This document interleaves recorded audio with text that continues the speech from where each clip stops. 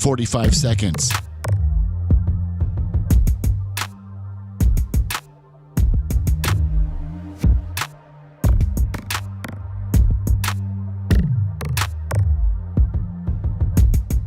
$30.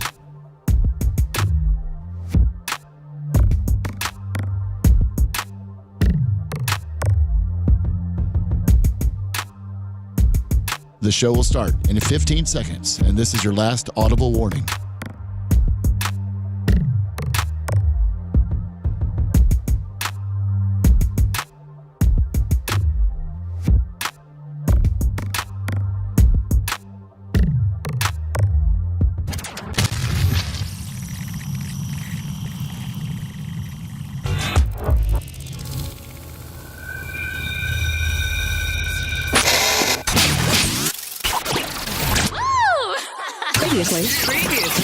Previously on the Bubba the Love Sponge Show. Something with Coben for some homework, and I did mine in cursive, and they made him bring his homework back home and have his parent print it.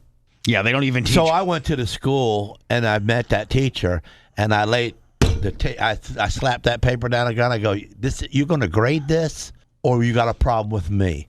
And you want to make me print it? Go ahead and make that move. Or you can make it at your house, too, because this is your address. And I told her right to her face what her address was. She gave him a grade. You're listening to the Bubba the Love Sponge Show. Broadcast rights for the Bubba the Love Sponge Show have been granted to this station by the Bubba Radio Network and is intended solely for the enjoyment of our listening audience. Any rebroadcast, retransmission, or other use of this production without the express written consent of the Bubba Radio Network is prohibited.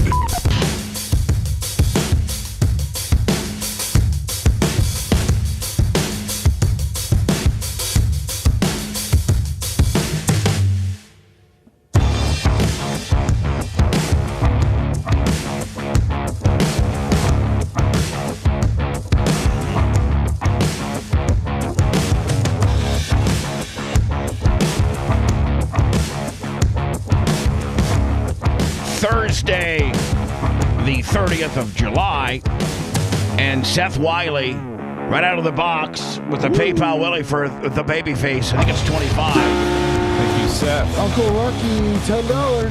Oh, those are my boys. Thank you.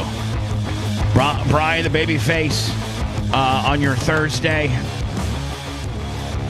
Probably fresh from bowling last night, because I think he's got league with his wife, couples bowling on Wednesday nights, and I heard him and Lummy over there kind of talking amongst themselves as I'm preparing and getting stuff ready to play and line up the show and what have you. I kind of I eavesdrop, if you will, and I think I heard you say that your wife bowled a 235 with an open frame last night. Yeah, she was she was dialed in. Does she carry a higher average than you? Oh yeah, for sure. No, for real. She's bowled her whole life. I never bowled at all before I met her. Like, I would go down to the alley and screw around like you do, but I never had my own ball, never was in a league, nothing like that. She grew up bowling in the Northeast. I guess that's during the winters you got to have something to do. Your mom, like in Indiana, which is a lot of bowling is really serious up north, because in the Midwest and the Northeast. Yeah. And another thing is basketball, because they had they would have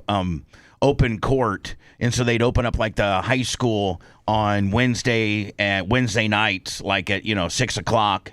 Enough for you to get home, maybe get something.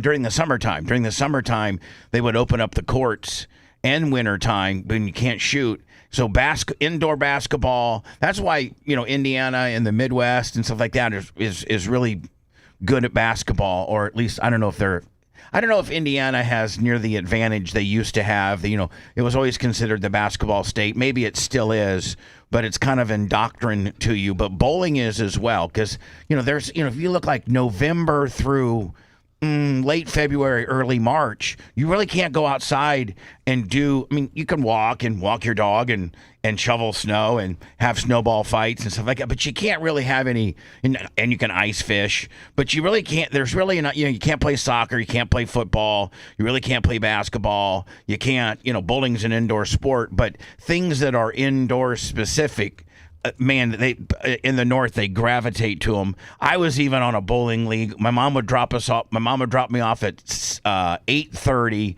on Saturday morning, and it was like from 8:30 to noon, and we were on a team.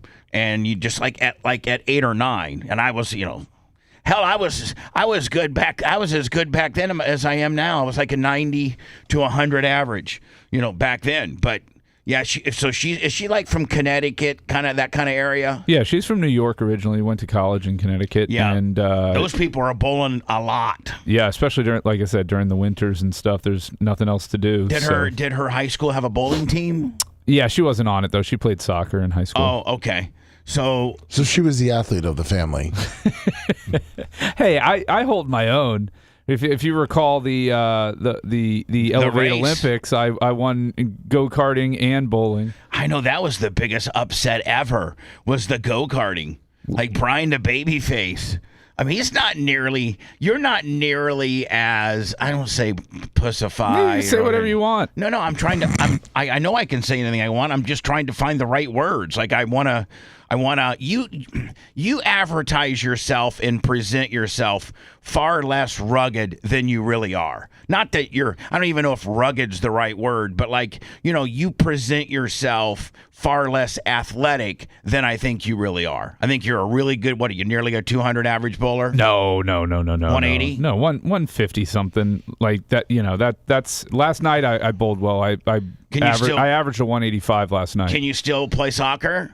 My knee's getting pretty bad, but and even when I played soccer, I didn't play soccer. Like I took that up with my wife. Like that was what she was into. Could she? But I'm decent at golf. Look, I've got about too. Well, have you golfed with Tarek at all at TPC? Yeah, I've played with him, and I'm not good, but I for a little guy, I can poke the ball. I mean, I can drive the ball 320 yards. Here's the one thing about golf is you can be like you, kind of a weekend warrior, and you get some. But the thing about golf is it's like almost drugs or vagina. You get it one time, and you do it right one time, and you so like golf, you may flub 3 shots, but you hit that 4th shot like you're Tiger Woods, and it keeps you going because you're searching. It's almost like crack, because they say that after that first high, you're always searching to get that. You never get that high and good again.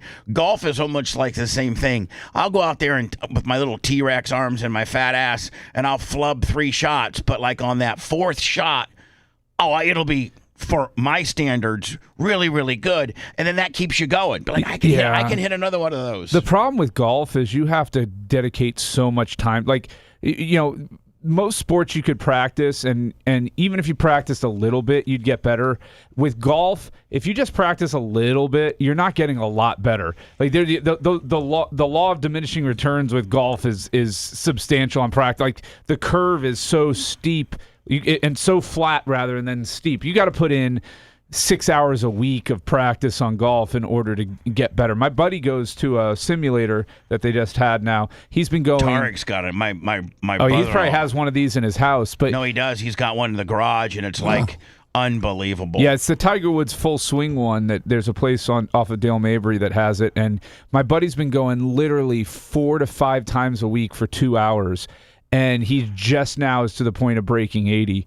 And well, they say, I forget, I saw statistics where, like, if you can break 80, that's like in the 1 or 2% of all golfers. Yeah. If you can just get, 79, that's like you're in like the 1% of golfers. Well, the problem is that a lot of people, when they go practice and do this stuff, all they want to do is drive. But then it comes down to the fact that it's your short game. I was watching Tiger Woods. This was years ago when he was still, playing, winning majors and still. And he said, and they were asking him, what makes golf so hard compared to like the amount of hours if you would, practice 5,000 hours of golf and compared to 5,000 hours of basketball.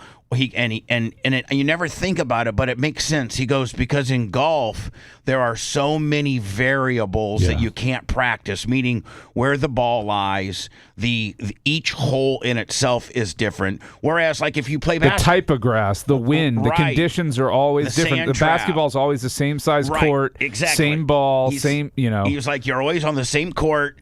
He goes even to the point where in competition, the ball even has the same pressure in it. The rim's always the same. It's always, so those don't ever vary. I mean, maybe if you're playing outside basketball, the wind and whatever, but in normal basketball conditions played on the highest level, it's in an indoor environment. The conditions are always the same. So if you went out there on that basketball court and practiced, every day that week, and then you had a game on Saturday, how the rims are. If some rims are tighter than others, some backboards are more forgiving, but that variable's not going to change. Whereas if you played a golf course, every day, when you play on that when you play competition on Saturday, you're not going to hit the ball in the same place every time and have the same lie and the same fringe and the same rough and the same sand trap. They're going to cut it differently. They put the holes in different, they move the holes around. Don't they change the hole every couple days? I mean, just depends on the course. If they're doing their job correctly, they're changing the whole location daily so that the green doesn't get worn out in certain areas and things like that. They're also rolling them. They're cutting them. Aerate them. There's a lot going on. You're right, though. The conditions just change constantly. Oh, it's that's not for me. Tiger Woods said, listen, the reason why golf is so hard is because you'll never have the same shot twice. Very rarely. Yeah. Which you're right. He's right. You go Brian. Let me ask you a question. When let's say Augusta, the U.S. Open, the British Open, these really the crown jewel of professional golfing.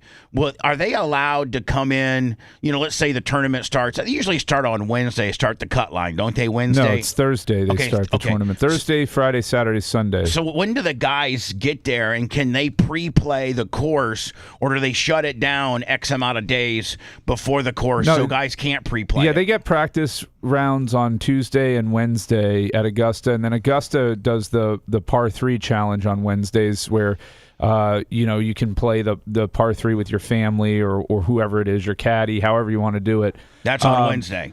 That's on Wednesday, but yeah, they're out there before the tournament getting and their caddies are out there taking notes on. Are they allowed to go play 2 weeks before? Can they go out? No, and play they're around? not. They're not out there that far in advance scouting it. Number one, the conditions are going to change. So right. So going back to that original point, it doesn't make a lot of sense because they're still working on that course and getting it tuned into where they're going to have it, especially like a U.S. Open type event. You don't know how they're cut the greens and what they're doing with the rough and weather. Right? Yeah, weather. Wind and so much comes into play. But they do the best they can, and they get out there. Tuesday, Wednesday. What usually. Do you think a profession on the highest level of golf, like Augusta? I mean, would we agree that that's probably the crown jewel of golf courses in America, or is Pebble Beach is Augusta? One of the top 3. Well, Augusta has that air of exclusivity, and old school, and the tradition and the history.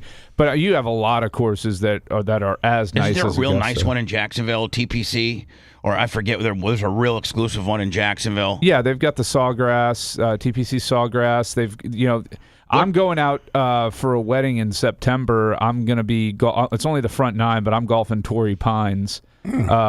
Which is one of that's actually a public course run by San Diego. It's in La Jolla. But that's the one that I was thinking. I think. But you have Pebble Beach too. Tariq and my stepfather played what you just said in San Diego. What's it called? Torrey Pines. Torrey Pines, yeah. But then you got the stream songs now over in. I'm going there. I'm going there in August with my buddy. What do you think? Nice. What do you think? The head groundskeeper of one of these really prestigious golf course. You think they make a couple hundred? Yeah, I'd say probably $250,000 to be heads. On one of these super prestigious courses. Yeah. Yeah. It's a very important job. If they're if they're doing what they're supposed to be doing and they're getting the greens fees that they're able to generate with some of these courses, I'm sure those guys are getting paid well. I don't know exactly; it's a guess, but I'd guess in that 150 to 250 range. Now, can like a course like Augusta? That's not open to the public, is it? No, God, no. No. It's members only. If you go out to Augusta like today, right, middle of the summer, Thursday at noon, one guy's going to be golfing that course maybe all day. What? Maybe. What? Yep. Yeah. One guy. Maybe just one person out there. If you go, I mean, just they just allowed women. What's the one? Condoleezza Rice was the first woman they allowed. Yeah. What's the one that they have off of up in Lutz area? That's the Old Memorial. Yeah. You go to Old Memorial, you may only see 4 guys on the course the whole day. On a weekday in the summer. Like it's just they're so exclusive and they're so expensive for members that they're able to afford to have that exclusivity. I think TPC, where Tara and Tarek are members, I think they're members. I don't want to be blowing up my sister's business, but Lummy could probably research it. I think it's upwards of like $20,000 a year to be a member, and then you get discounted trail fees and card fee. You get discounted fee. Like you still just can't. Like in Warsaw, Indiana, there's 2 golf courses. There's Stonehenge and Rosella. And when you're a member, and if you have your own golf court, or you don't pay nothing. Like it's free. Like that's part of being a member. Or it's like $5. You pay a cart fee. Something like that. Yeah, like $5 or $10. Your greens fees are free. You just pay for a cart fee or like whatever. They call it a trail fee or something like that. Yeah. So, but like, I don't know what TPC is. So an average round at TPC during the summer is probably going to be about $105 or now, is so. that member or non-member? That's non-member. It's open to the public. I got to say, out of all the TPCs, Tampa's probably the worst.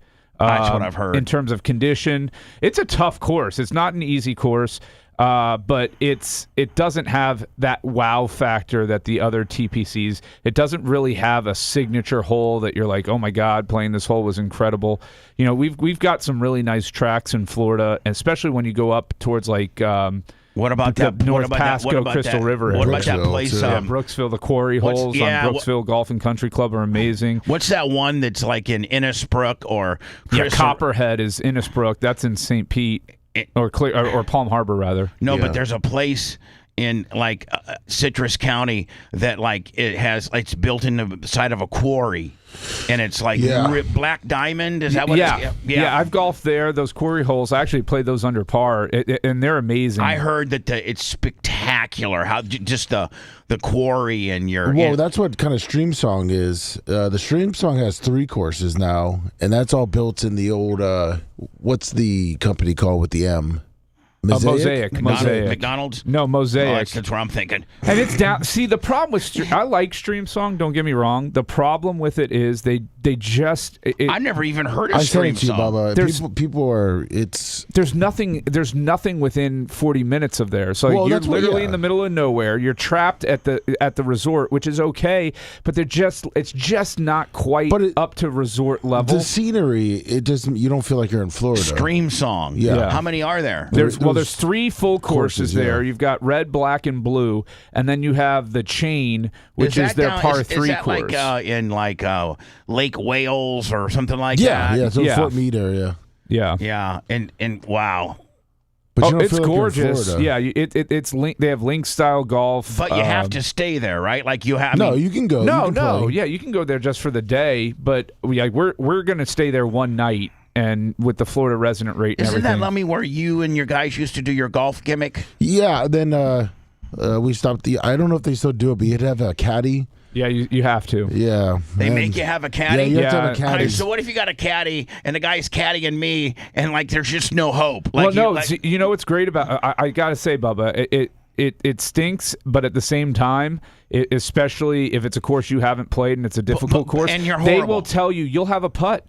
And you'll have no clue what to do with it. And they're going to say, aim for this spot on the green right here. Hit it like you're hitting a 20-foot putt. And or they'll tell you, a caddy will save you 4 or 5 strokes. Yeah, they'll tell you like when you're pulling back your putter, like they call it like you can pull it back. They say 4 inches and go 2 cups to the left. So let me ask you a question, Brian. Can caddies have that much influence on the pro guys, or the pro guys are just so good that it would be like they would take that as an insult if the caddy would say, let's say they're lining up a putt, they've really misread the break, the pro, he's misread the break, the caddy who's spent, a couple, 3-4 days really studying the greens and watching other people putt, and he justifiably thinks that the guy might be off 2 or 3 inches. Is it common for a professional caddy on the tour to make that suggestion to the pro? Absolutely. And it depends on the relationship between the caddy and the golfer and what they have going on. A lot of those guys are really just there to kind of keep their head in the game, keep the golfer focused. They're psychologists almost as much as they are caddy professionals. How much on is the, one on of the those course. I think you're allowed a certain amount of clubs, right? Yeah, you're allowed, I think, 14 clubs in a standard conforming PGA Tour bag. And can you bring you can also carry probably an umbrella, right? Well, yeah. I mean, they've got the guy's stuff in there. His snacks, his umbrellas, that sort of thing. Now, they're responsible for that. Do they have like a cooler in there, like so they keep like a depends or like no, they go a waterproof like ice pack area? No, they've got waters and stuff at the holes. I mean, if the player wants some specific drink, then they can keep that in the bag. What about Lummy was in the tour and he wanted a fifth of vodka in there? I mean, they allow that. There's nothing preventing him from doing it. Yeah, John Daly would there's nothing in the rule book that says you can't hit a couple nips while you're playing? No. Really? I mean, it's encouraged in most courses. What if you wanted to smoke a joint, I don't know that the PGA Tour would allow them to do that. I mean, look at that Charlie Huff golfer. She's walking around with a burner while she's signing autographs for people. So, and that's a female golfer doing that.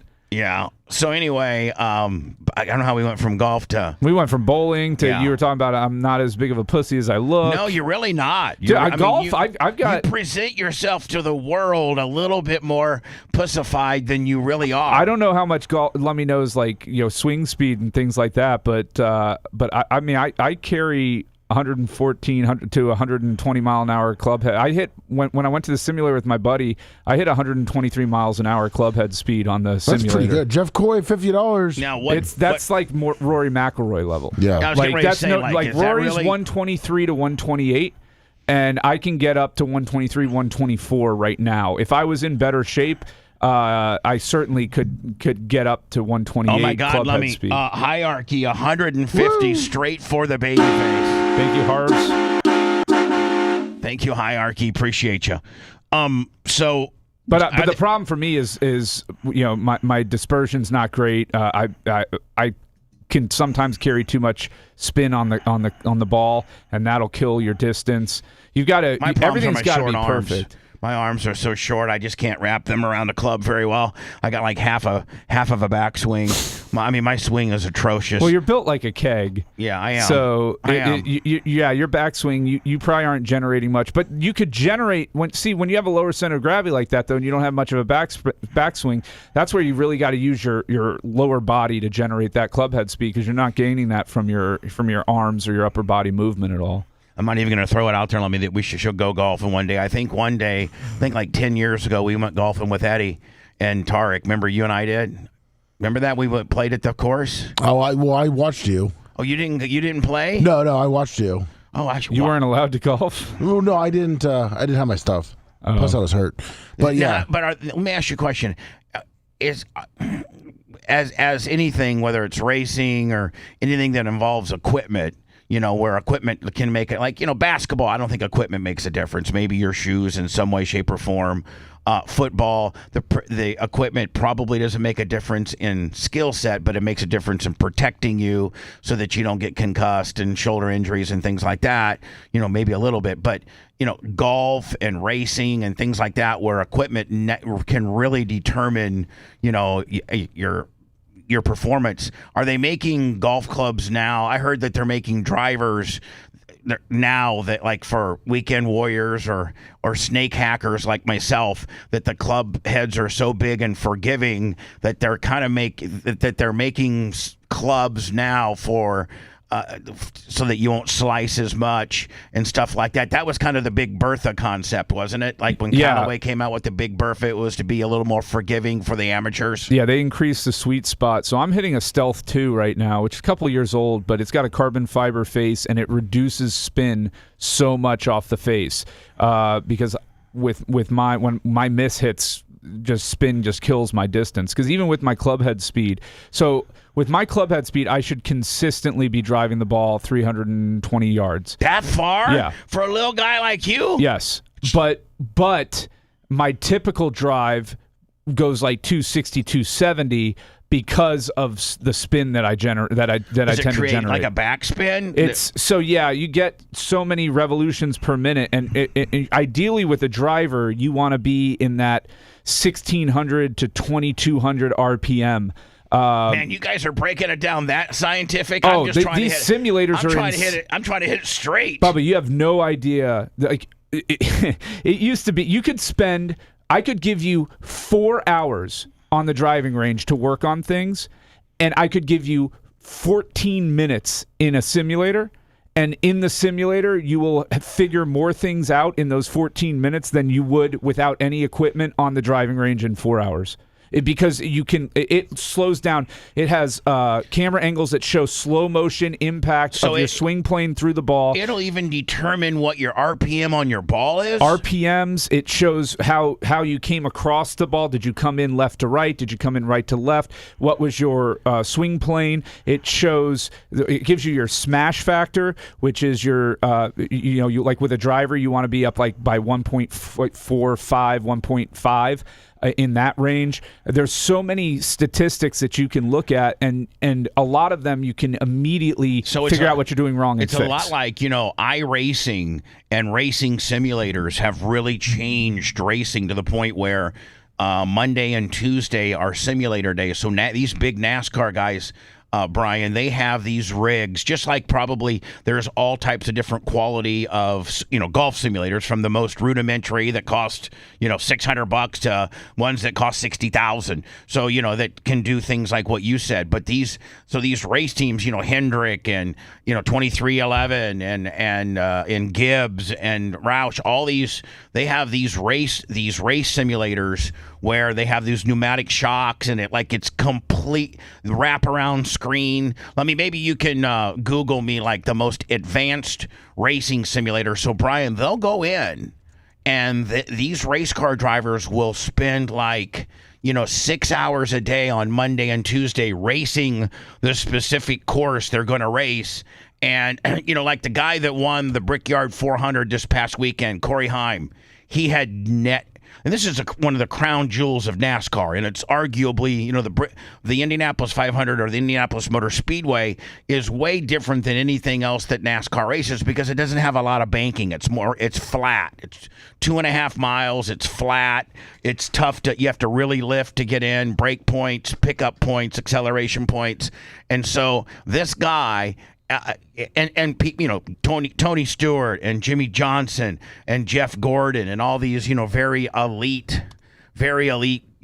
people have won over the years the Brickyard because of their skill set and knowing, how to drive a flat course. The guy that won the Brickyard 400 this past Sunday had never stepped foot on the Indianapolis Motor Speedway ever.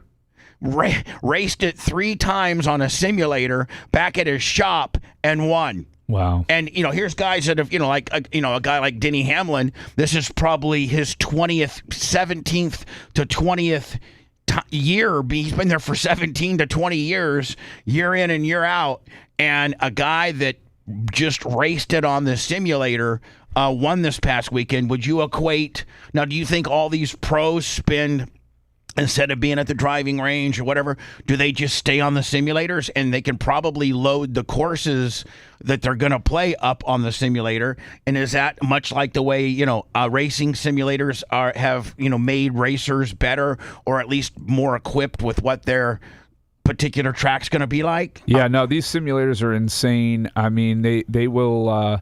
Now, there's no replicating real-world conditions when you're, especially with golf and the variables you have there with rough and lie, because the the simulator really they can take into account how far your ball would go if you swung a certain way, but you're not getting that resistance with like club head when you're going through the rough, right? So you're still hitting off of almost essentially perfect ideal lies and conditions. Can they build in wind or no? Yeah, they can build in the wind and the rough conditions and all of that, but you're not building that into your actual shot. So let's say, for instance, the British Open, where they've got this fescue and this really tall, grabby grass that's going to grab your club head and stop it, that you're going to have to power through and maybe hurt yourself swinging through. You're not getting that on the simulator. Because on that platform that you're hitting is just a standard platform. It's a flat mat, or if it's a super fancy one, they've got slightly fluffy rough that you would be hitting out of. Right. But nothing to actually simulate the rough conditions. So I was gonna play. You can see, Lummy, I had a full computer meltdown just now. Yeah, I'm seeing that. Full computer meltdown. It's okay. It's Thursday, man. It's not Monday or Tuesday. We don't have to worry about that. Yeah, so we're dead on time. I'm gonna go into words, and I'm just gonna hope and pray, because you can see I'm completely blacked out. Yeah, you are dead. When is that new computer that somebody got me? That was Getabox got us September, October. It's on back order, but it's gonna be the best of the best. Dude, you're getting a Dell. Okay, there you go. The voice of reason has spoken. The Love Sponge. More Bubba the Love Sponge after this.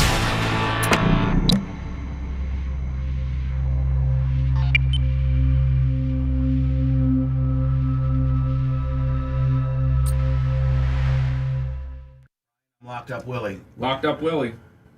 Lummy, we need to get this computer. You already got to call those guys to see if they can get me something faster, get me something in the meantime to get me through.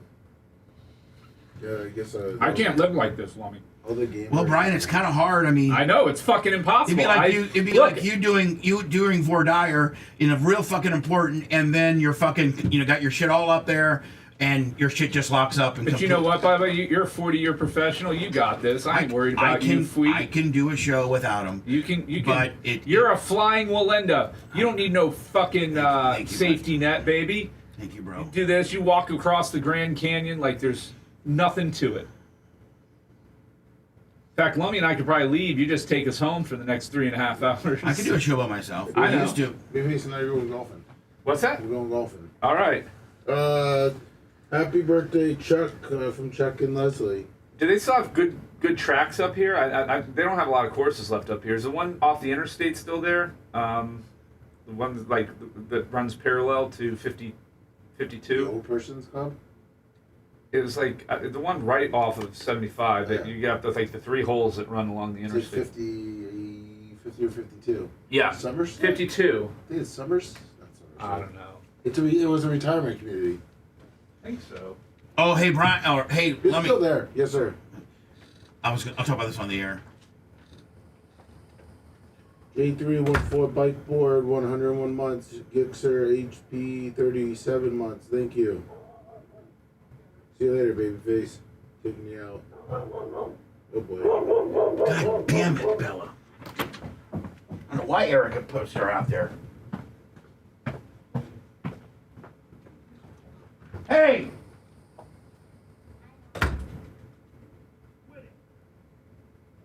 Morning, Mike from Ass. Babyface out.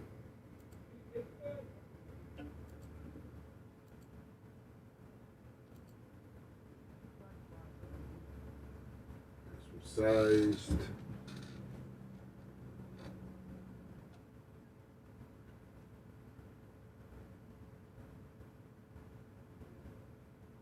Let's see.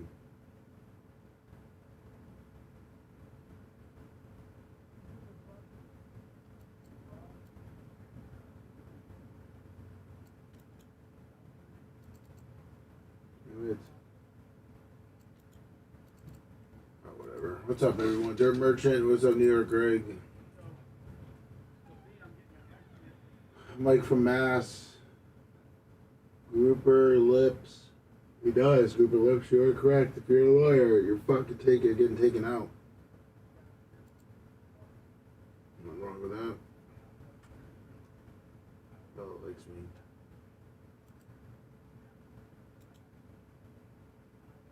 So I don't have to to worry about anything. Little Bella. Come on. Fucking copy it.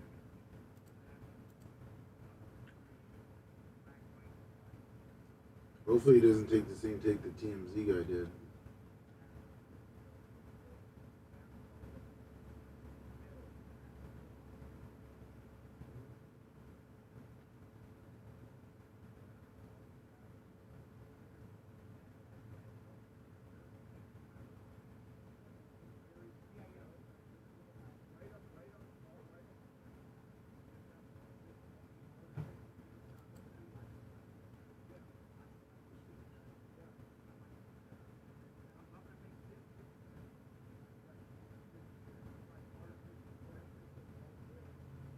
Cheapest mushroom.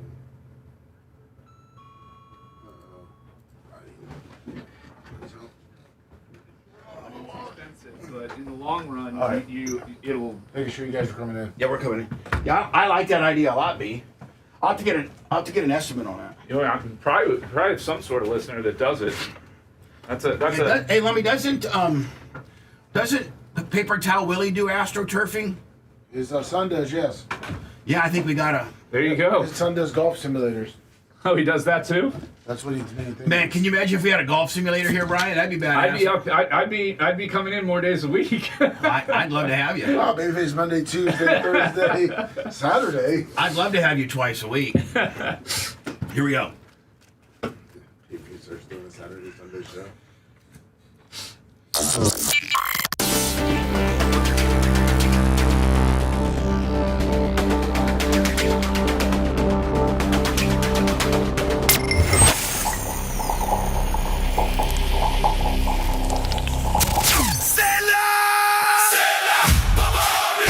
So hot. Guys, your wife is hot. With soaringly high summer temperatures, it's time to get her a box. Watch romantic movies, thrilling series, shows to set the mood, baseball, soccer, racing, and the fights for you to enjoy too. All the programming Get a Box is famous for in crystal clear HD. It's so easy to set up, even your buddy with the VCR can hook it up. You know what else is too hot? That cable bill. It has more junk fees than a used car lot. This summer is the right time to enjoy a box. Today, with promo code Bubba, you can get $25 off any box. Go to getabox.com, promo code Bubba for your box today. Getabox.com. Stay inside with your hot wife and never pay for TV again. What is there not to like about the show? Bubba the Love Sponge. Guys are awesome, and I love the sponge. The show's cool. It's real, man. He makes me laugh my ass off every time I listen. I'm a full trucker effect, man, so it gets me through the day all the time. Bubba the Love Sponge. You're listening to the Bubba the Love Sponge Show.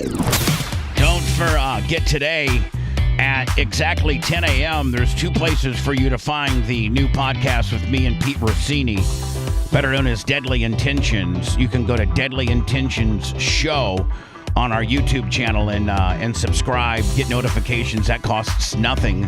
Over 1,000. We're at 1.24.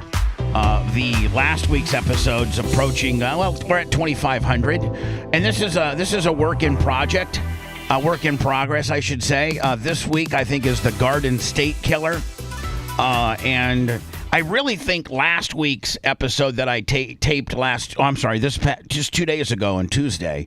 I consciously am looking at the comments and trying not to step over Pete. You know, one-on-one podcasting is I may have however many years behind the microphone, but podcasting, one-on-one podcasting is way different than anything I've done. I like it. It's more conversational. It feels less like you're doing a show and more like you're just, chatting. Well, that's really hard for me because I've never done a lot of that, and so you definitely have to be able to listen, and you're not in control of the flow of everything. So it's more like playing tennis. Sorry. Last week, this past 2 days ago, the light bulb finally went off where I just made myself, and naturally, as Pete's given me information about whatever we're talking about, your natural reaction is to not stay quiet. Your natural reaction is to be to acknowledge what he's saying. Well, that gets a little crutchy by when you go right, yeah, right, mm-hmm, oh, yeah. Oh, really? Wow. Okay. Yeah. Right. Right. Mm-hmm.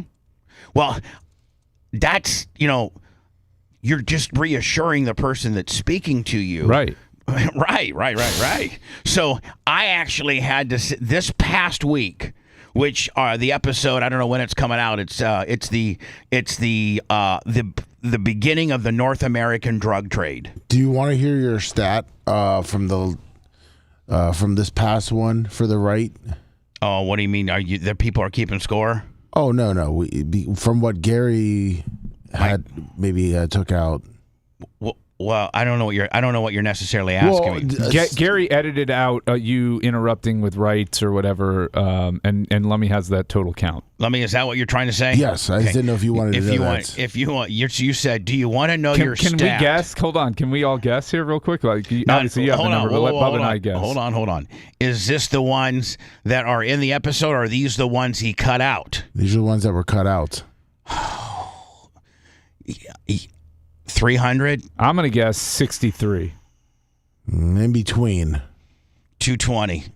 Closer. Babyface, one more guess? I'll go 143. We're roughing it in here. Oh, Gary, Babyface is closest, 137. Woo! I got within 6. Well, Gary, thank you.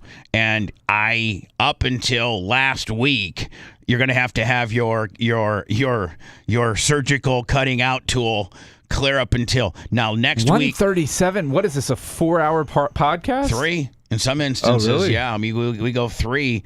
Pete's very long-winded. We're trying to get Gary some help because Gary's just so underwater with keeping up with the Daily Show and releasing the amount of shorts and things that we need for the Daily Show. Don't forget he has to break it down Bubba's when I break down, hot chicks getting DUIs. And then he also has the, look it up, lock it ends he's got to do. Then he's got to, cut the Daily Show up into various parts to get real and short traction on that. And then now he's got these long-form podcasts that he has to build. The guy is just beside himself. I know that. I've offered him help, and I think him, Lummy, and Macho Man are potentially talking to people to help Gary with one of these tasks. We need to take something off of Gary's plate, or he's going to die or quit. So, Lummy, I want to publicly Take say some this. fried chicken off of his plate. I want to because he's still what a dick. Just saying. So, Lummy, I want to publicly make sure I put on record, because Gary sometimes is a head case. He really is. Gary's his own worst enemy. He does such great work, but then he'll overthink it and maybe redo it, or he for the longest time he hasn't been looking for anybody to help him because he thinks that he'll find somebody and then I'll fire that Gary and hire that guy. And I'm like, Gary. Which I totally will. So be careful who you'll be training your own replacement. You're not helping Brian. So anyway, when Gary, you screwed up. Why do I even need you? I've got the new guy. He's the best. So I've actually reiterated to Gary, you run the video department. Lummy, if I was to bring in somebody to help you book guests, which Yes. I'm actually talking to somebody about, working with you to book guests. Perfect. That doesn't mean I don't think you're a little whacked in the head too. Bubba might be trying to bring this guy in and take my job. Nobody's taking your job. The show the better. And I don't Let's go. and I don't think you feel that way. No. So Gary, you need to stop. Find us somebody that can help you so that you don't drive yourself insane. Just these podcasts in themselves is a job all by themselves. Let alone the Daily Show, the breaking it down with Bubba's, the look it up, lock it ends. Well, I think a way to do it safely, Bubba, where Gary would probably be comfortable with it, is just let him hire somebody as an independent contractor. Well, I told him that. And give him a budget that you got X amount of dollars a month for this guy to help you out, and you never even are aware of who this other person is. You just get the finished product. You don't give a shiz. Lummy will attest that I've set it up that way. Yeah. Being like, you know what? I don't have final approval. You guys hire the person you want. That guy can report to you. I don't have. I'll pay the guy. whatever we have to What's I send. say? Do an independent contractor That's deal. what I did. Yeah, and Lummi just give will him a budget. Yeah. Lummi will even back me up. That's how I framed it, Brian. Like, Gary, you pick him, you control him. He answers to you, like the whole 9 yards. Because at some point, and I love Gary and I love his work. But you've got to put out what's being produced here, and if you're not making it in time or killing yourself, it doesn't make sense. I was trying to tell Gary that one thing that I'm not, like Bubba said, if he wants to bring another guy that booked, I remember back in the day there were 5 to 6 people booking guests at one point. Yeah. And then video guys, we had like 7 or 8. Well, we had like 6. Yeah. We had Hamill, we had Miller, we had Cigarette John, we had Small Man, we had like 4. Mark Anthony. We had And another one. And then booking guests, we had Big Dick, Spice, Brent, maybe another, I don't know. No, there was then obviously with Jobber when she was and then there. My publicist Elise Brown would book, so. And then the stations that we were on or Sirius would throw us a bone. So Gary, listen, man, I'm excited about this week's today at 10 o'clock on Deadly Intentions. It's the the Golden State Killer, a guy based out of California. And Gary, thank you for cutting out 143. 137. Right. And please That's insane. Please know. Well, there's nothing. Please know, Gary, that yes, I don't know how many we have in the can, maybe 6, but I finally figured it out last week.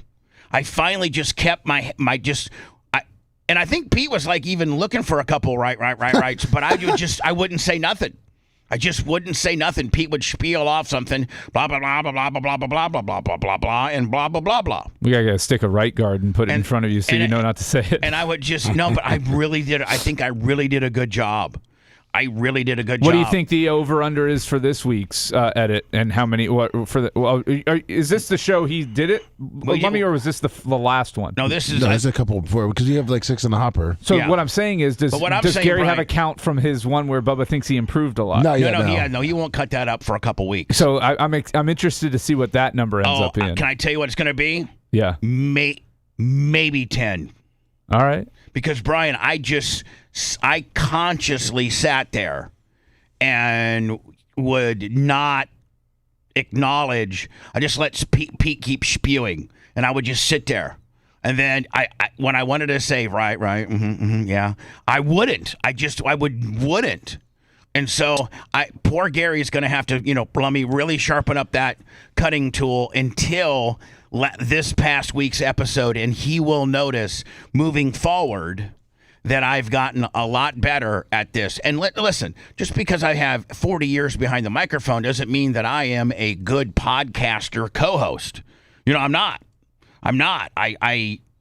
I've been conditioned in the talk show world that I live in to keep things moving quickly. Keep them moving. And that pregnant pauses and long periods of dead air or resets or pregnant pauses, if you will, that's not good. Well, having ADD is perfect for the role that you're in, right? Because you get bored easily. You're going to keep things moving, and especially with the morning show format with breaks and things like that. But a podcast is a different thing. It's a little slower pace, and you've got to really listen to what's being discussed, and you're not going to be switching topics quickly and rapidly like we do here. It's not the same pace. You really just kind of have one topic. You really just have one topic, whereas today, just on my whiteboard, I got 1, 2, 3, 4, 5, 6, 7, 8, 9, 10, 11, 12, and then Alex at 9:15, 13. I got 3 more that I want to hit before the top of the hour. The Rays, Brian's Bowlin, and Brian's new puppy. So I got like 18, 19, 20 different things I want to touch upon to keep this thing moving quickly. And it's the furthest thing from long form. And like nothing is usually more than 30 minutes. Like we don't usually go longer than one segment, 30 to 40 minutes on one particular topic very often. And in fact, when we started to get into Brian's bowling, that got us down a whole nother golfing rabbit hole. So like things move quickly here. And I'm not, at least for the first 6 or 7 episodes, I am not a good podcast host. But I'm getting better, and I think if people continue to follow the series, and you're going to notice that I'm getting better at it. By the way, $20. And Brian, I got to tell you, so I'm talking to Pete. We get done doing this podcast that we taped on Tuesday, which is the part 1 of the North American drug trade and how the drug trade actually started with the Spanish gallows that came over, the Spanish and Chinese that came over to Acapulco in the 1500s and then migrated all throughout Mexico and what was considered New Spain, which was Texas, California, New Mexico, Arizona, parts of Colorado. That was considered New Spain, and the drug trafficking, the whole template of how drugs started. It started with opium in the 15 to 1600s by way of Spain and Chinese. Yeah. And Pete breaks it down. We go from 1650 to 1989. And how, the war on drugs was actually started by Richard Nixon. And Richard Nixon actually did a war on drugs. He really was trying to fight drugs. But when Ronald Reagan came in 82, January of 82, he declared the new war on drugs, put over 1,000 DEA agents in Miami to stop the cocaine trade out of Colombia. And then the Colombians pivoted and said, we're not going to bring in, they were bringing in 1982, they were bringing in 4 tons of cocaine through Miami a month. Whew. Well, it took about 2 years for the Colombians to figure out, we don't need to go through Miami, we need to go through Mexico. And they increased, and by the way, in 1982 to 1984, the DEA and the U.S. government was able to interdict up to 60 and 70% of the loads. So they thought they were kicking ass. Well, what happens when you get a certain percentage of loads clipped? You increase production. And by the time Ronald Reagan left office, there were, I think, 40 to 80 tons a month coming in through Mexico. And that's, and again, and then Ronald Reagan couldn't go to Congress, Brian, and ask for money to fight his war on drugs. So he went to Congress to set up military bases all throughout Latin America, because at that point, the communists were trying to pick off these Central American countries and turn them into communist countries, much like they did in Cuba. So Ronald Reagan really wasn't trying to. He would be able to create these military bases all throughout Central America on the basis of trying to start to stop the war on drugs, when really he was just trying to have American troop presence so all these coups didn't happen within this part, because the communists were, that was during the Cold War era, and they were trying to get as close to America as we can, including the sexiest one of all was obviously Cuba in 1959. So anyway, Pete gets into all of that, and I'm talking to him. We get done. It's like a 3.5 hour podcast that I'm sure Gary's going to whittle down. I got my calendar here. I don't think it drops until September. I don't think the cartel, the one that I taped on Tuesday, drops till September. Well, your Dildo Beach one was an hour and 12. Right. So let me see. I'm looking at my stuff here. So Golden State Killer today, Lummy. Golden State Killer. And then we got the Reyes guys, the Israel Reyes guy. And then I'm taping with Pete on the 11th. And I don't know what we're dropping on the 13th, maybe the Ramirez. But on the 20th, Lummy, I'm going to move everything back a week. And I want to do, because, Brian, Pete started getting into this Iranian situation.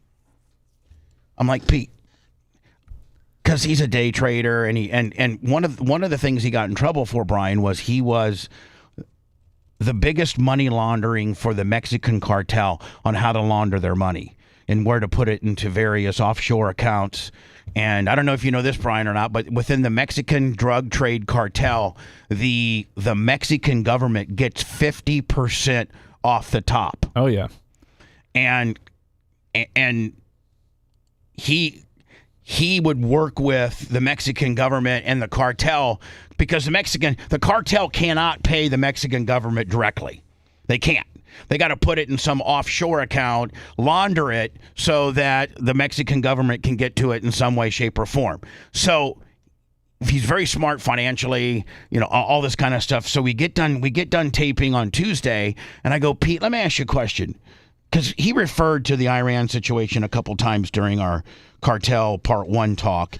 And I'm like, what's your opinion on what's happening in Iran? And Brian, he broke it down. Like, I almost would want you to be here on the 11th to help me navigate through it, because it was unlike anything that I've ever heard. He's not, in today's news, they pretty much are just reporting real time as it's happening, like, we bombed them last night. They bombed us. There is no trade. They broke the ceasefire deal. They're trying to play cute games with the Strait of Hormuz. They will not relinquish their nuclear weapons. The new regime. They have pictures of Trump in a coffin along with Melania and Barron. That's what the news is reporting. Stuff that's really happening real time, and then some of the news predicts as to how we got into this and potentially how we're going to get out of it. But there's not a lot of that. There's not a lot of, because news is ADHD too. News can't go long form and unwind this thing as to what really caused it, why we're really doing it, and what potentially is going to be the outcome. And in their professional opinion, whomever would be the expert that you're talking to about this particular situation, how do you end it? And Pete has all of those talking points, including one of the statements he made was, everybody wants to blame Israel. We used Israel to start this war. We needed this war to happen. And he gets into why we needed this war to happen. And he said, everybody wants to support Israel, and we're in this war because of Israel. And he goes, nah, we used Israel to get into this war. We needed this war to happen for our financial crisis here in America. Something to do with bonds and the way the... Was he talking about BRICS too? Because with Iran joining BRICS in 2025? Yeah. And Brian, I couldn't really... Because I'm not that smart, I'm smart at stuff that I know. I'm smart at, potentially doing a 4-hour terrestrial / satellite / streaming, show, if you will. But I'm not real smart about the things he was talking about, and he was blowing my mind. And maybe he needs chin checked a little bit, somebody there to point and counterpoint, because I was just kind of a lapdog taking it all in. But, he says a lot of this, Brian, has to do with the fact that we have to just desperately hold on to the fact that that oil is traded in U.S. dollars. And the minute that Iran and other people switch from the U.S. dollar to the Chinese-backed BRICS. Yeah, BRICS. To the Chinese-backed currency, which I don't know if I heard him correctly or not. I think BRICS is backed by the gold standard. Yes, I think it is. Yeah, there's multiple countries. We got BRICS. Nixon got us off the gold standard in '72, so it's a big whodunit as to whether we really have. Supposedly, I think Pete says we supposedly have 8,000 tons of gold in Fort Knox, but he doesn't necessarily believe that's true, and that our currency is not backed by gold, meaning we don't have as much gold as we've printed money. Oh God, no, not even close. Not even close. No. And so he gets into the fact that, Venezuela was potentially going to join BRICS. And what do we do there? Took out the leader and put a puppet, a person that actually was closer to the drug cartel and drug trade of Venezuela, the female vice president, than the president. But the president wouldn't play ball with us. So we sent a message to a lot of the world that we'll come take you out. We took out the Venezuelan guy.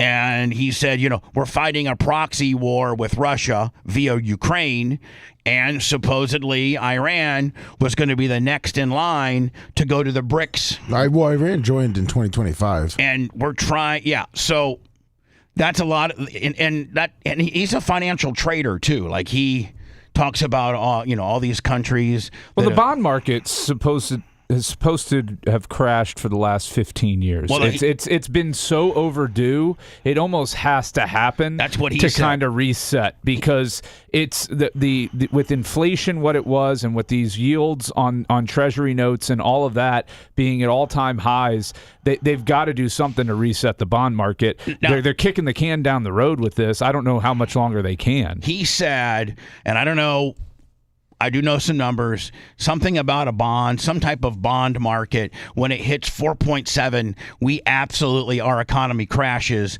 And currently the bond market, whatever bond market he was talking about, is at 4.69. And we're 1/10 of the bond being 4.7. And at 4.7, it's like a 2008, absolute economical. Banks will need bailed out.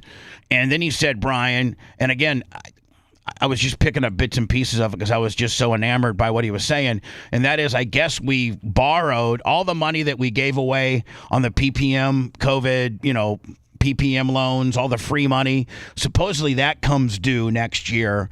And they took out loans for individual people meters? No. You know what I'm saying? That's not really a good topic, my friend. Phew. That really caught me by surprise. But they for the PPP loans or whatever the hell, we took loans out or sold bonds for that. Those bonds come due, and I think the current interest rate is 0.25 on them, but we're not going to be able to pay it off. And so it balloons up to 4.5 or 4.6 on the next, when we refinance this money we borrowed to give to the American public via COVID. And when that comes due, we can't afford it. And it's just a lot. And so Brian, his opinion is the only thing by the way, it's going to go way past the midterms. And the only way to really this thing works is for us to put the leader in place. That's virtually impossible. And geographically, us invading them, boots on the ground, is 3 times worse than the geographical mountainous regions of Afghanistan. It's absolutely going to cost us. It's going to be bloody for us to put troops on the ground just based on geographically how unconventional their area of the geographical area is.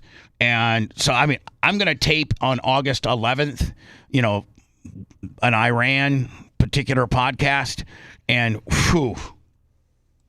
it's scary. It's scary, and it all has to do with the oil trade countries not trading oil in the U.S. dollars. And when that goes, when people stop trading oil in the U.S. dollars, we're done. He has a very, very doom and gloom outlook for us. No, we've been in the final throes of our leadership of the world now for the last decade or so, 2 decades. And yeah, you can't allow your economy to balloon into debt the way we have, because 40 trillion. Because we don't have a gold standard, it's essentially what we call fiat currency. The rest of the world backs it because they believe that we're a stable nation and we're not going anywhere. We're not going to default on our debts. We'll be able to make all of our payments and things like that. We're becoming so fiscally destroyed that there is no coming back from it. I mean, and there really is no coming back from it at this point. It's not a matter of when the world moves away from the dollar as the stand of if, it's when, right? So what BRICS is doing is 40% of their currency. They're generating some sort of cryptocurrency that's going to allow for easier trading in oil and things like that. 40% of it is going to be backed by gold. The other 60% is backed by fiat currency, which is essentially the promise of the nations involved that they're it's a steady currency, almost like a promissory, personally secured loan. I mean, that's what it is. That's what the U.S. dollar is. We don't have anything of value to back it up. It's our word, right? It's like exactly. It's like when you take a bank loan out as an individual and you have no collateral, and you personally guarantee it, right? Because you don't have collateral, right? So they're banking on you honoring your commitment, right? Not if they default, I can take his house, his boat, his cars. It's not like you're putting up property as collateral. You're saying I'm good on this. Right. And then through your credit history and just, your banking history, they then take a chance or not on you, right? Precisely. The people that are giving you the loan, they run you through probably various checks and balances, and they probably assessed what the risk is.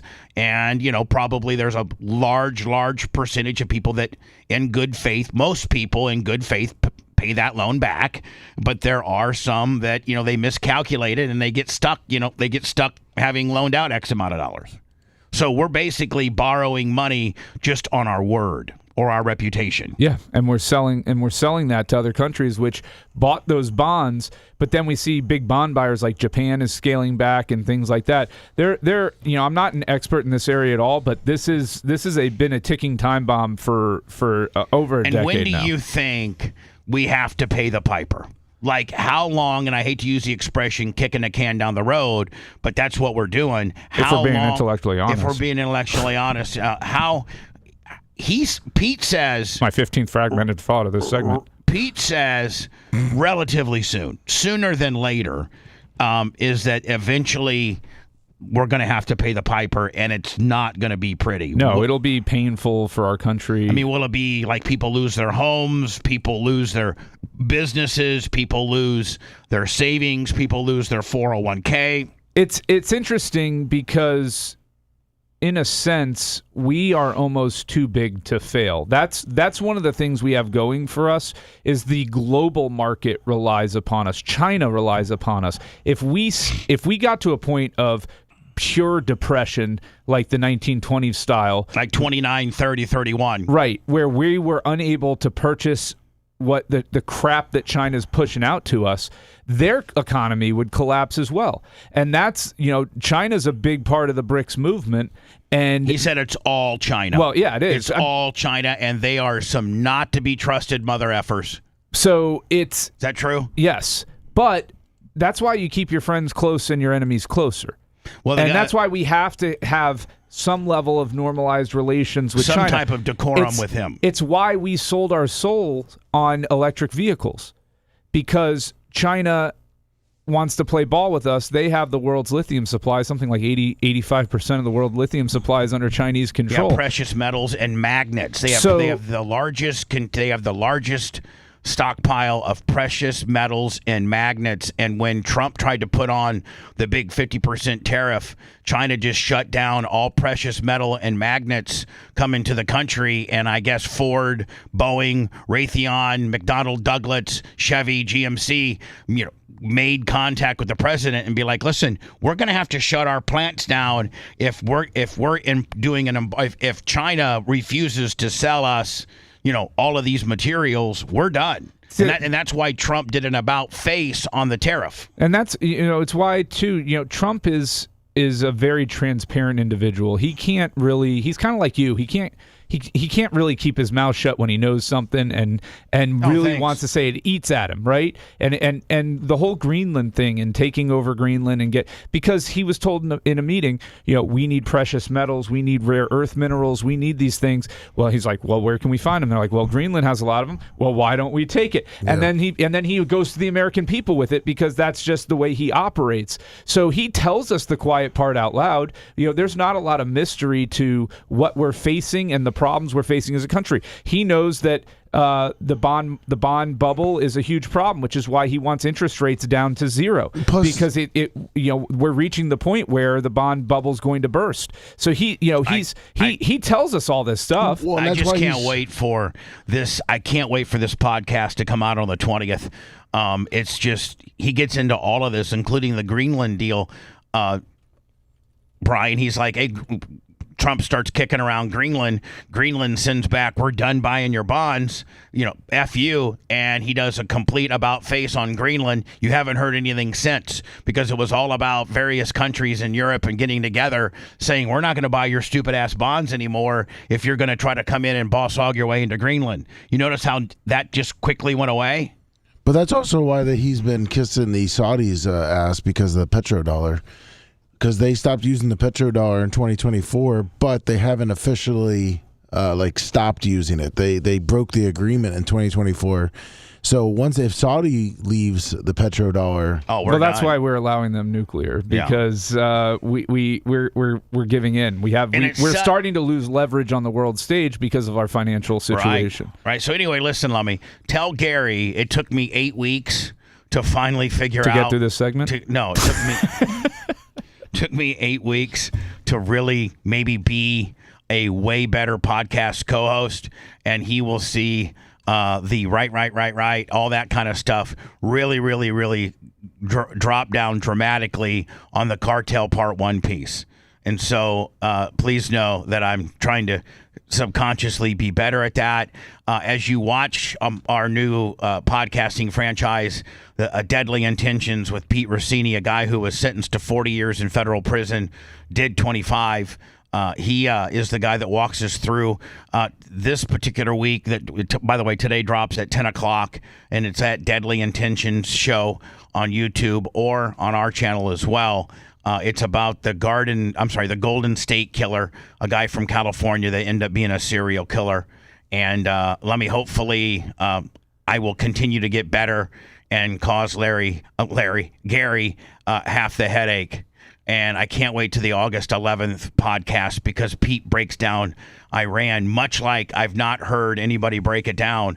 But I think people like Brian, here's the thing, I don't think Pete's necessarily smarter than a lot of people that know this, but there's just not a lot of people that are walking the American government, the American public through the stuff that Brian just said, and through how financially unstable we are, and through why this is happening and what the potential resolve is. Everybody's just reporting the Iran situation as to how much we bombed last night, how their inability to agree to a ceasefire, and when is it going to end. That's all your major news sources are reporting, because I don't know that they have a long form, because getting into it, how it started, why we did it, where is it headed, and the possible repercussions if it goes well or bad is a long-form conversation that I don't think your average news source has the ability to give you. It's a good hour to hour and 30-minute timeline that you got to walk through. And so it has to be via a podcast. And I'm sure there's some podcasts that a lot of podcasts that it has an expert like Pete or Brian or somebody like that, that has already walked you through this. I've not seen any. And I think that my audience would be very, very, very interested in the stuff, in Pete's opinion, or anybody's opinion for that matter, with regards, because it's the number one thing that everybody's talking about in this country.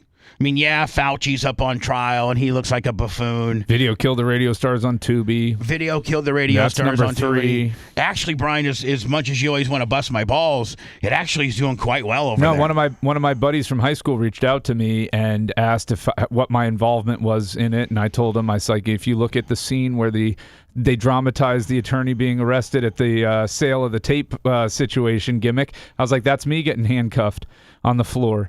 And he got a good laugh out of that. Yeah, Brian does make a cameo in it. Yeah, you just don't see me. You were in twice, Brian. Video killed the radio star. You were the lawyer too. It's on. That's what. It's on Tubi for free.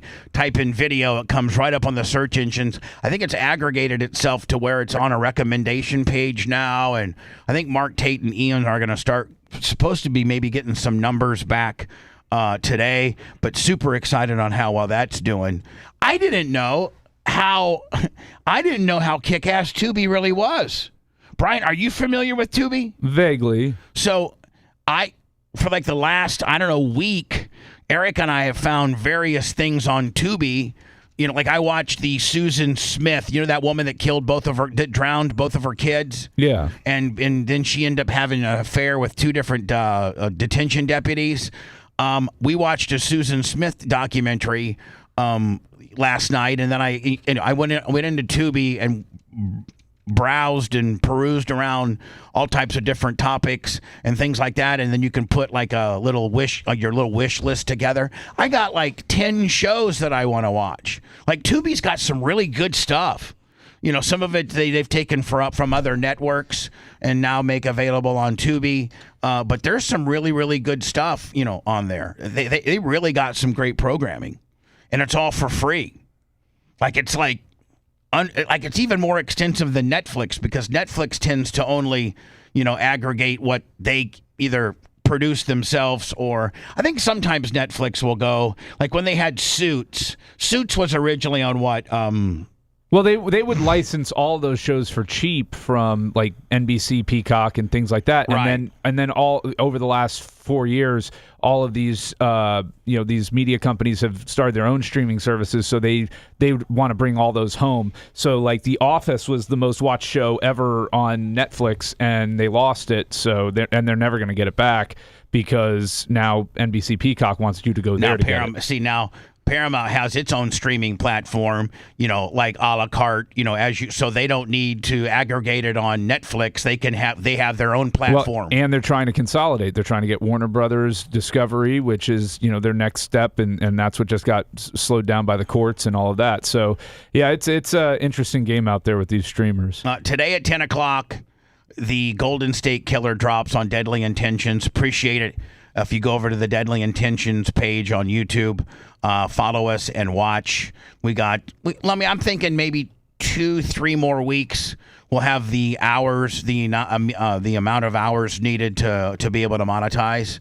I think, you know, we're making good progress on that. We've already achieved the 1,000 followers.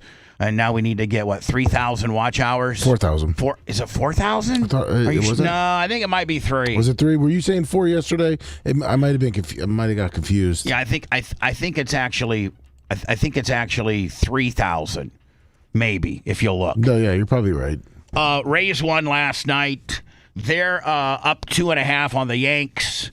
I was going to ask Brian, who's probably the most knowledgeable co-host of all of my co-hosts about sports. You know, are they players in free agency? I think doesn't the free agency deadline end tomorrow? You mean the trade deadline? I mean, yeah, the trade deadline. It's August 3rd.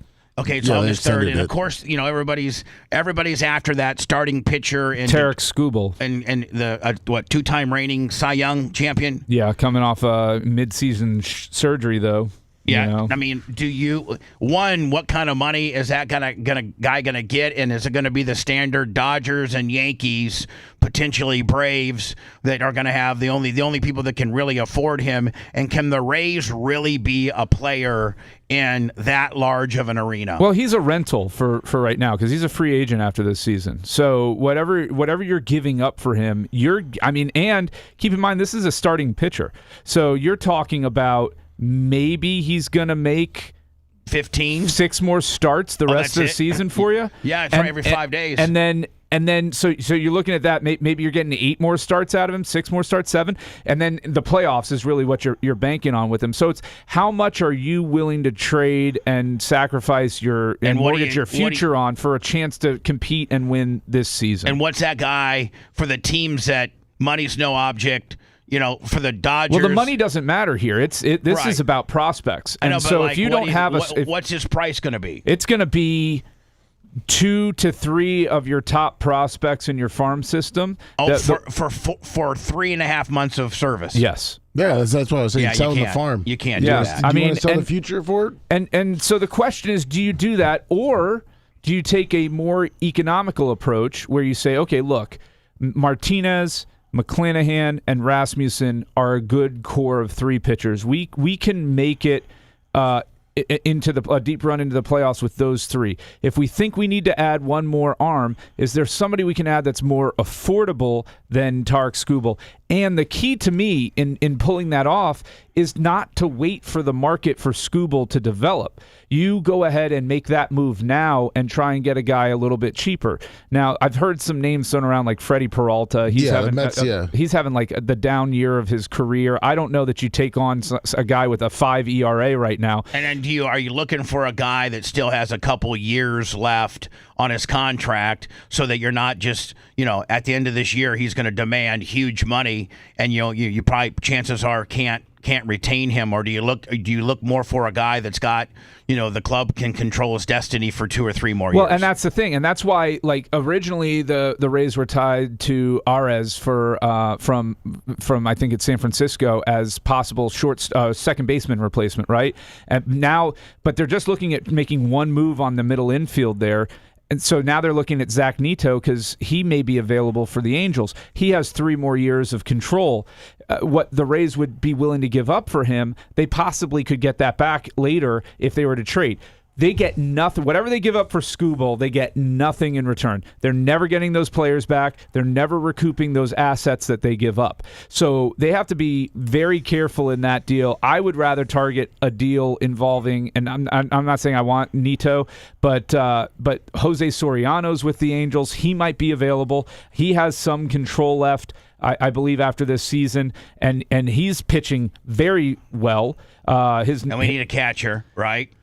Yeah, we could improve on catcher, but we got a couple studs in the minors, don't we? Yeah, but you're going to have to lose one of them during this trade deadline if you're making the moves. That's Caden Bodine and Nathan Flewelling are the 2 catching prospects that are they both good? They're both very good. Bodine is absolutely crushing it offensively. Flewelling is more of like a complete defensive, offensive catcher. They're both in the top 10 rankings in all of Major League Baseball as far as catching prospects. So you have one to get rid of. You have to identify which one that is and what you can get for him. But I'm interested to see how all in the Rays go. There's not a lot of sellers. That's the thing. Is there a chance that they don't do anything? No, they'll do something. No, they're going to make a couple moves. And Peralta, you're saying he's right now, but it also would be nice for a change of scenery and go to the AL from the NL. He is a lefty. They could throw him in the deep bullpen. He's only making $3-4 million a year. If I'm taking a pitcher right now and I want to take a chance on a pitcher that's not going to cost me, a tremendous haul, I would go with Clay Holmes for the Mets if he was available over Freddie Peralta. But I don't think Holmes is. He's available. He's a rental. And but I'm saying for what the Rays are willing to give up. I think the Mets are ready to move on from Peralta even after 1 year. Well, they're ready to move on from Holmes too because he's on a 1-year contract also. So he's a reclamation project from Japan Japan. I think he went to pitch for. And he's having a career year, and he's coming off the 60-day DL now. So there's probably a little bit of a discount you can get with him, as he just had his second rehab stint start as he looks to come off the 60-day DL. So I would go if I was the Rays. If I could get him more affordably, I like Clay Holmes better as a rental because Skubal's going to cost you way too much, and then as far as a bat's concerned. They've got their options there. I don't know necessarily that they have to improve at catcher as long as they improve at shortstop or second base. So our shortstop situation's bad? Well, no. Taylor Walls is just atrocious offensively, but he's one of the best defensive shortstops in the game. So part of the problem for the Rays and their formula is, and this is where they've slipped in years past, but their defense has improved markedly this year from last year. They were a little rough to start the season, but they've been a lot better since. And that's why they struggled to start the season, is a lot of their pitching is bolstered by great defense. So their batting average on balls in play, so when the pitcher actually allows contact, the ball into play, is extremely low across the board because they have so many great fielders that are erasing what would be hits for other teams because their defense is such a high caliber. And that's why they were good in 08 and 09. Well, really 08, I guess, because their defense, and that's why their pitching was so good because they matched it perfect. They weren't killing stealing the ball on the offense, but they were doing really good on defense. Yeah, and you can win with small ball. Is Diaz still over 300 or did he slip? No, he's bringing it back. He had the lead off. He had the game-winning run last night, first at bat of the game. Yeah. The Rays won 3-0, and they scored all runs in the first inning. I was bowling. I turn around. I see the Diaz home run. I'm like, awesome. I turn around. The game's over. 3-0. It was like a 2-hour game. It was one of the fastest games ever. I watched a game, I think the last weekend, hour 53. Hour and 53, and I love that, man. I really love the pitch clock. I love the you can dance if you want to. Well, you you can dance if you want. You can object. You got two balls or strike objections. Is it two? Is it two per game? Yeah, you get two. You get unlimited as long as you don't lose two. both. Yeah. When you lose two, you're done. Yep. But I really think that has made the game better. I think I think everything that baseball did is dead on. I really do, and including you can get a game in now in less than 2 hours. That's awesome. That's the exception rather than the rule, but they are definitely moving much quicker, these games. The Rays last night was 2 hours, 17 minutes. Oh, okay. Your messenger, but I hit you, what's his name, Ryan Vilade. He hit an absolute moonshot yesterday in the first that I think would have hit the back wall, but it hit the pole for a home run, but... That guy can hit some bombs. All right, well, you got when we return, we're going to start breaking this Fauci stuff down. I'm sure Brian has a lot to say on that. It seems like I genuinely can't understand if a guy's been given a presidential full-blown, absolutely rolling back to 2014 pardon. I don't know why he has to go to Capitol Hill and answer questions unless they're trying to get him to slip up so that states, various states can come in and potentially... No, they're trying to get him to perjure himself on the stand, which was not covered by the pardon that Biden gave him. It doesn't cover future crimes that haven't been committed. But I don't think he's going to. Well, he's doing the smart thing and pleading the fifth. That's what a smart attorney would tell him to do. We're going to get into all that, and it's really pissing off all these senators and congressmen that are trying to do a gotcha moment on him. Now, I do not like Fauci. I do not like him at all. I think a lot of what the people are grilling him with are true. I think that he was way more interested in being popular and a rock star. I don't think that he was transparent at all. I think he lied to the American public. But what are you going to do about it? What are you going to do about it? We're going to sit here and argue this like we're going to argue who won the 2020 election. Who cares? We can't change it.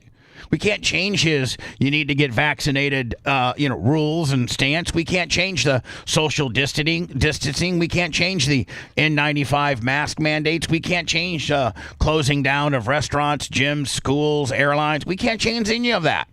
And the guy that made those recommendations, although might have been under, not necessarily the most, ironclad, transparent reasoning, he doesn't have to talk. And he's telling these senators and congressmen that are grilling him with all these questions, I'm pleading the fifth.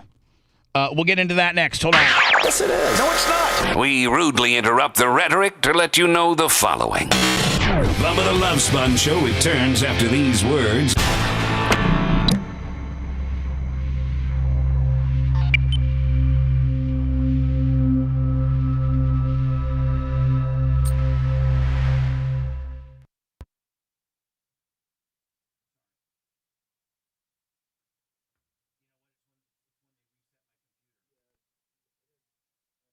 See if he can have it automatically logged in. That's all right. So, did you send me something? No, right now I just want it for this okay. topic in all right, case cool. Macho needs it. Got it.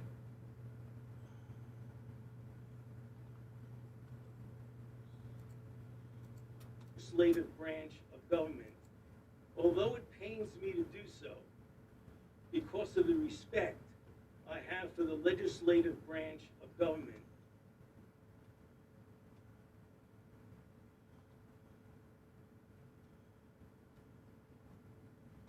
Your assertion of privilege and directed you to answer, but the chairman.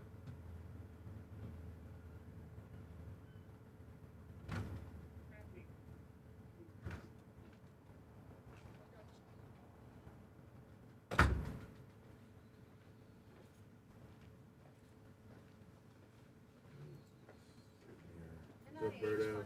Putting aborted babies' fingers and scalps off the heads of aborted babies and putting them into the backs of research mice.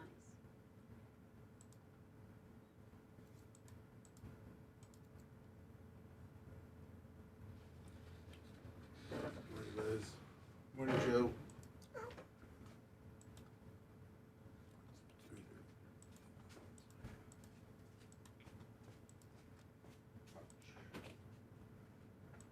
Senator Marino, why do you suspect Fauci? Bubba, somebody said it somewhat in jest in chat, but maybe you should look into hiring some of the people that were let go from, or persons let go from Howard. I couldn't, quite frankly, I couldn't afford them. Even as like an IC type deal? You know, I don't know. I don't really like Mamet and Benji. Benji didn't do anything. Benji's, I don't think Benji's that talented. I think Mamet's talented. But I don't have a real, that's about the only one that I know. I don't know any of them. I don't really personally know any of them except Mamet. And, you know, I guess maybe in an exploratory type deal, reach out to him and see what he has in mind as to what he would like to do, right? Something like that, maybe? Yeah. You know, like kind of open-ended question, you know? But, you know, I don't have, you know, Howard has writers and segment producers and, you know, like all of his phone calls they have a packet, and a lot of them are not organic phone calls that are staged. And then they actually have packets, and where Howard's responses are actually even mapped out on what he says back to the. Oh yeah, you can tell every bit of that. So show like that's so not like that's not what. That's not but how these guys, a lot of them are talented and funny and would thrive in a non-scripted area. Yeah, I agree. You know? So part of the difficulty I have in listening to Howard's show, and I think part of where he's lost his audience, is he's become so corporatized and so worried about what corporate would think of what he's doing, or what a blue chip celebrity would want to do and come on the show, that he forgot about a lot of the funny shit that makes the show great. Right, which is the whack packers. On-air confrontation, whack packers, things like that. And he's moved away from that. And to me, that's where the show, I think, has suffered the most. I agree. I mean, absolutely. And these guys, Richard, they'll do the clean out the computer right before the vacation. And some of that shit is just so funny and would have been an amazing segment. But Howard doesn't want to do that type of radio anymore. Right. Which is fine. That's his choice. But it's good radio. It is.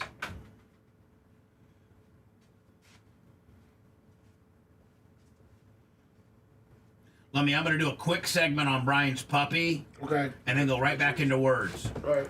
So that we can get caught up, and then we go long form. We'll go long form with Fauci because I got like 5 pieces of audio. And then I got 3 Question Thursday. And then 3 Question Thursday.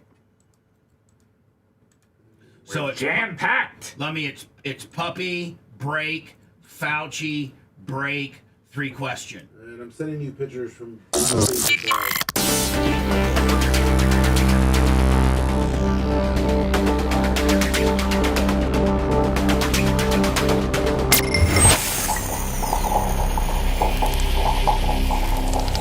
Listener supported at the Bubba Army on Venmo, PayPal, and Cash App.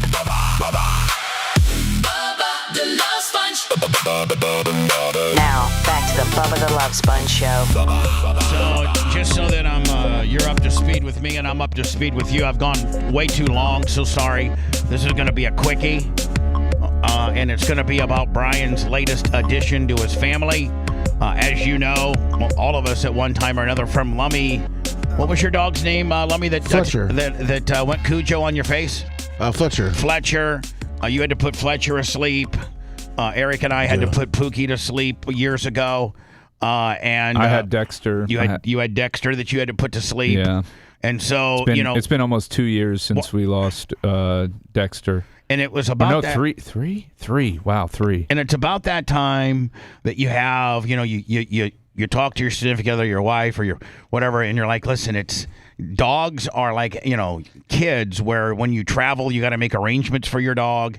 You just don't want to. I don't think any of us kennels our dog. I think we all get family members to watch, our dog. When Eric and I are going to travel to Indiana, her son is going to come over here, Vicente, and stay here and watch Bella for us. So I think all of us are like that. I would never kennel my dog in fear of. I've seen how even these high dollar kennels treat. They're not their dogs. Like they're in a cage. They're basically an SPCA commercial all day. They're in they're the arms of an angel. I mean they have to be just they're not sleeping on the couch. They're not sleeping at the foot of your bed. They're in a metal cage that they are not probably used to at all. So usually you go like a couple years or so not having that dog and having not having to worry about the dog, and usually probably the dog that you put down was elderly, and it was at the 15 to 20 year mark, and it's kind of a little vacation not to have a dog. But then you start getting dog fever, if you will, about year 3, 2.5, 3. You're like, you know what? Let's get a dog. Let's get a dog. And God, everybody that I know has a dog. Well, my sister just put her cat down. No. So I don't know if they're going to replace Biggs or not. And my mom, while my stepdad was still around, they lost Irv, and she swears she's not getting a dog because she's just too old and doesn't want to take it for walks. But everybody else that I know, Tom Bean's got a dog. I got a dog. Brian. Word on the street is Gina and Tom may be getting another one. Oh, there you go. Pomeranian. Yeah. Not a real dog, a Pomeranian. Yeah. To give boy, Simba's gonna be, because Simba runs the show. Oh my God. Simba's not going to be happy. He's very territorial. He's a little ass. He is a little son of a bitch. He is. And you know what? If you go see Tom in his office, Simba will come right. He knows exactly how far your arms will go, and he'll get right on that border. So he gets right up in your face. Yeah. And I want to hold him, and then he just you're such a man. You're just hitting me in all directions today, and I'm taking it. So anyway, Brian put Dexter down about 2-3 years ago. Yeah, his back had completely gone. He was too old to have surgery, had too many other health problems, and so we lost him. How old was Dex? He was 13. Okay. Big dog, he's a 75, 80-pound dog at the end. Yeah, bigger dogs, 15's the upper end that's of big high dog. end. Yeah, 10 to 13 is really the range. About 10, in some instances. So it looks like Dexter has been replaced with what looks to be... Well, there's no replacing Dexter. Well, I understand. I mean, it looks like the newest canine part of the Matroni family is what looks to be maybe a brown lab. Yeah, he's a chocolate lab hound mix. And his name is Jojo. Do you have a pool? Oh. We do have a pool.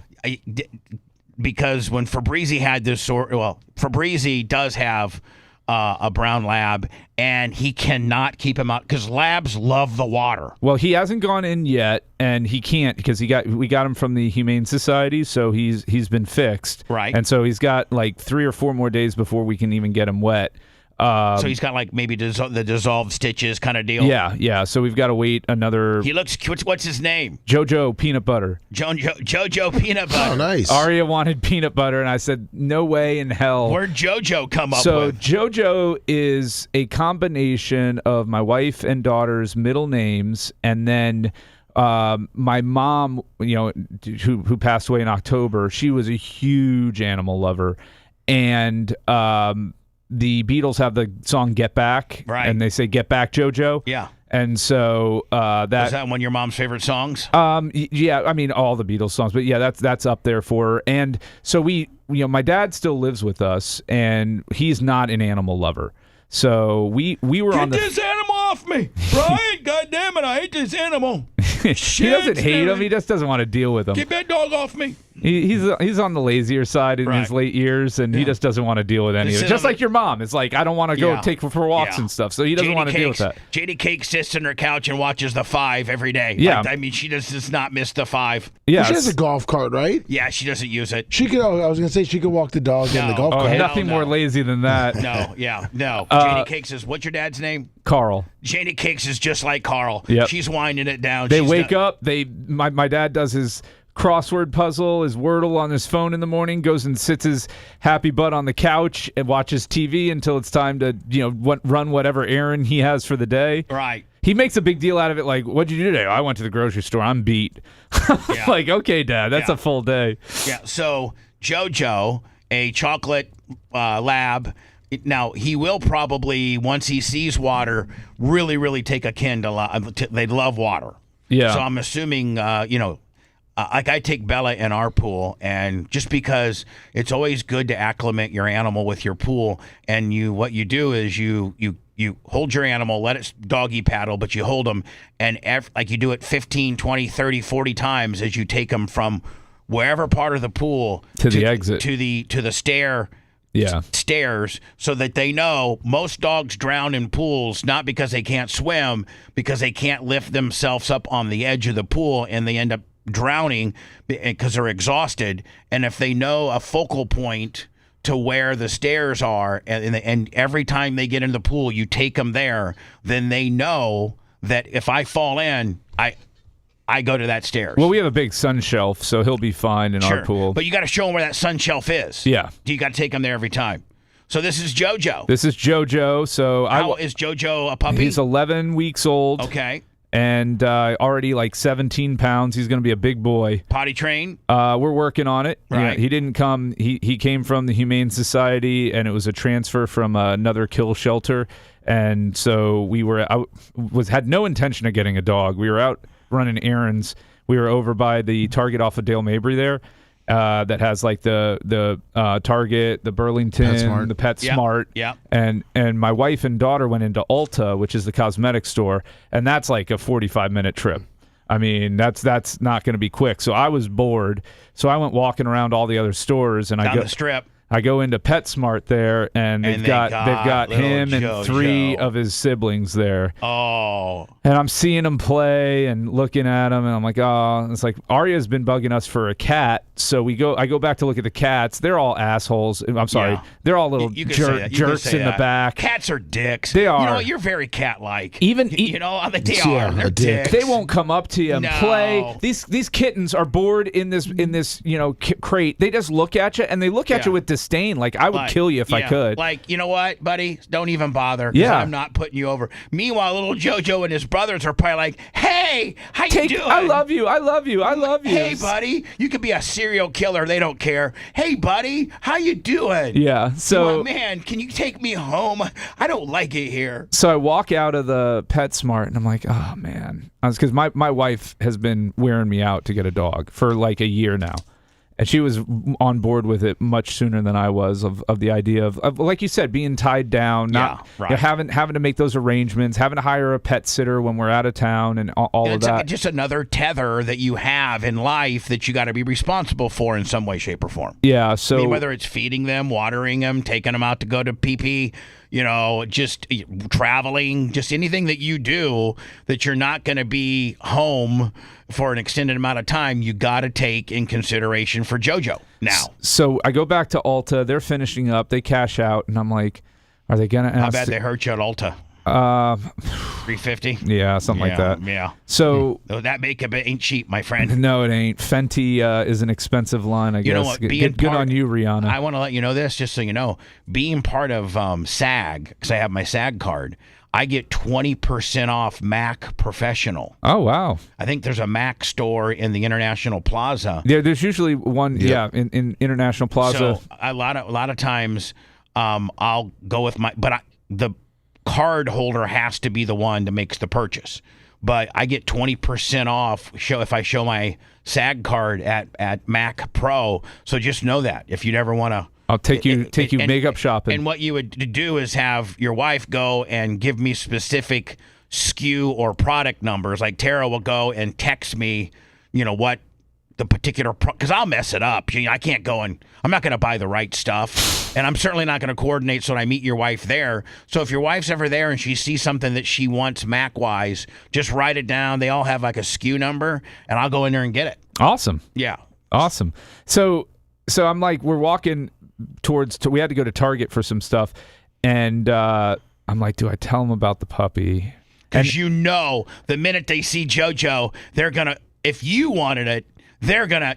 Oh, I knew it was a done enthusiasm. deal if I opened my mouth, and then I just blurted out, "They've got puppies in PetSmart," and we went in there.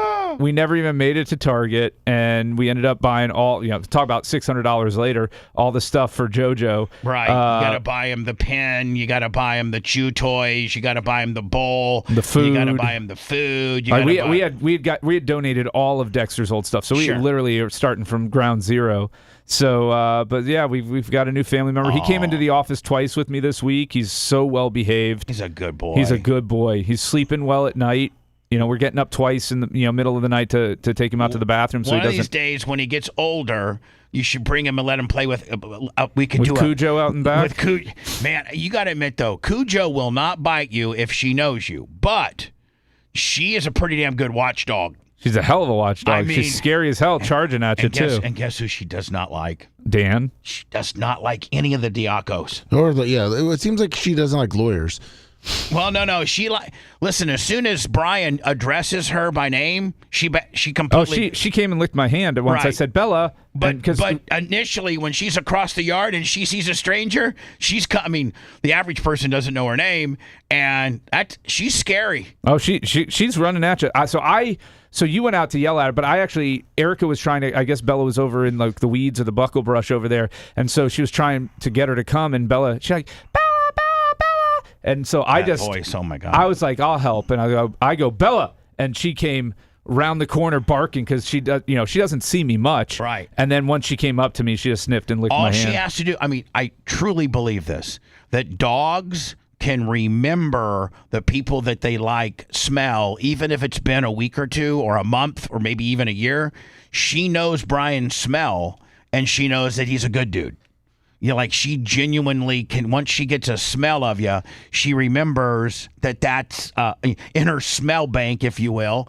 I truly think that dogs have a smelling bank of an inventory of smells. Oh, their sense of smell is something like 5 million times stronger than ours. Yes. That's insane to think. Yeah.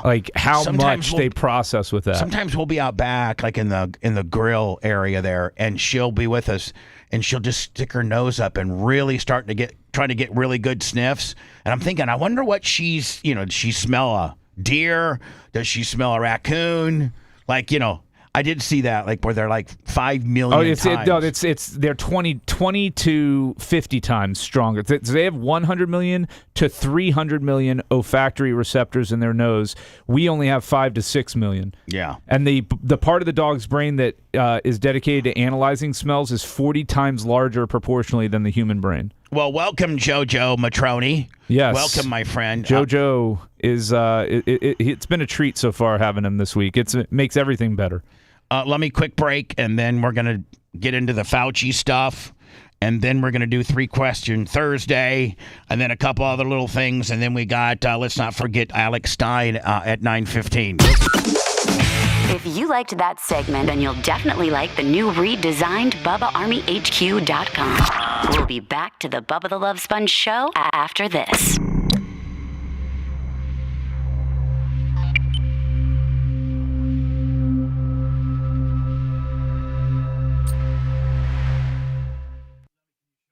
I can bust his balls with it? Yeah. I wasn't sure if she's working for that. Real Network, whatever it is. I mean, she did a video. I know she did one. I know. I saw it. The Tesla one, right? Yeah. With the guy asleep behind the wheel. I'm gonna be like, man, Alex. I said the minute you start putting them over and giving them segments and their own T-shirts and all this kind of bullshit. Oh, she looks like the type that might become a big fan of herself. Yeah, they start marking out to themselves. Yep. They become a mark for themselves, and then it's all over. And like Hogan used to say, there can only be one star in the family. You know who never did, though? And I actually, I know things didn't go the way, but Niz was never like that. Yeah, Nikki. Yeah. No, she wasn't. No, she never became, and she was on the show a lot. She just got stiff in the latter years because she was doing some stuff she shouldn't have been. Yeah. Like that one break where I walk in and she's just fucking. I walk in from like at 6 o'clock and she's just, and I'm taping and she's just not having it. Made for some good stuff, though. Yeah, made for some great stuff. I'd love to see Erica bow up on you. Oh, that ain't ever happening. I know, but man, I would love to see that video. She's tried a few times. Yeah, how'd that go? Not well. I just don't talk. I just ignore. And then that drives her crazy. Daddy, please don't ignore me, Daddy. Okay, Daddy, I'm sorry. I'm sorry. All right, Daddy. easy. We don't need to get into the whole fucking. I mean, come on, guys. Yeah, come on, buddy. I mean, my God, I don't have. I mean, you guys have shot. I'm ready to sink. You guys have shot my fucking. Oh no, I've said like one thing. You guys have killed me. And the only thing I said was that Simba gets right up in your face because you can only get within arm's length. That was light. What's up, Uncle Rucky? So the thing with eBay, Uncle Rucky, is I don't want to go over their tax reporting threshold. So it's a balancing act. But I may post some stuff. I'll reach out to you if you're back in the market. I've got some Brock Bowers stuff and Ashton Genty stuff I potentially could move.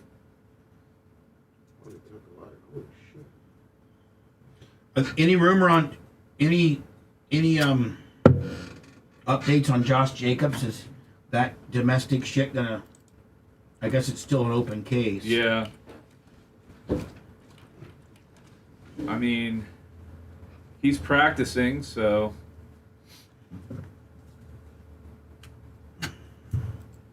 What do you think about the WNBA commissioner? Is she a fucking joke, or what? Is how she's let this fucking league?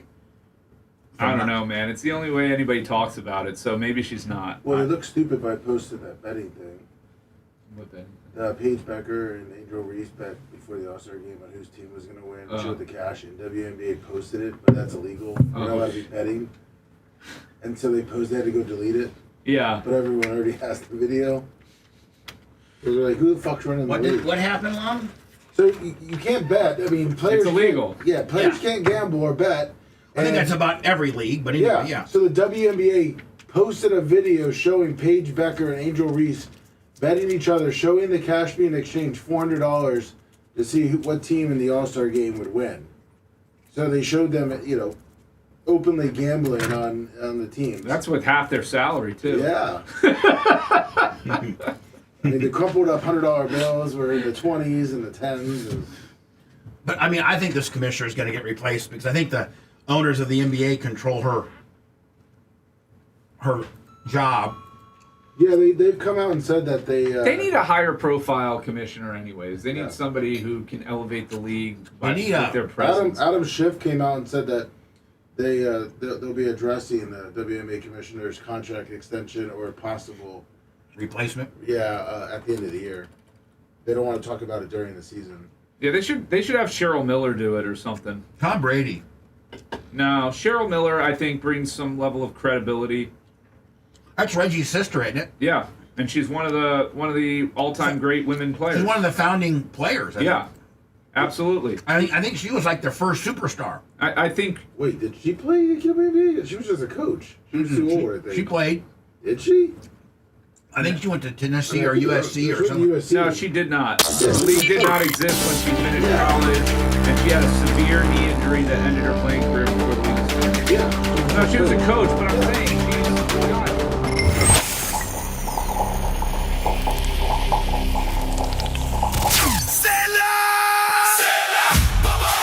Power up with Steel supplements. Omni, the official energy drink of the Bubba Army. Try explosive flavors like Beach Day, Stoke, Georgia Peach, Island Gold, and Pineapple MK2. Each packed with 200 milligrams smooth caffeine, L-theanine, electrolytes, and zero sugar for all-day focus without the crash. Refresh with Sody Pop. Better for you soda loaded with flavor and vitamins, no junk. And crush your cravings with premium Steel Smokehouse. Beef jerky, tender, high protein, gourmet goodness. Head to steelsupplements.com right now. Use promo code BUBBA10 for 10% off and fuel up like a true Bubba army. It's a sign. The end times are here. Ultra-powerful hurricanes, tsunamis, massive earthquakes, and Bubba, the Love Sponge. Sorry.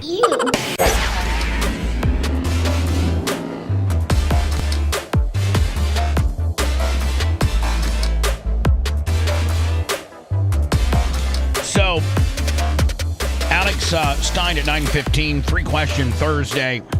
Before that, this Fauci stuff. It's all over. I could get, one excerpt after the other. I think this might be towards the beginning. I've not watched 1 minute of it. Any of the information that I've got has been, via the news.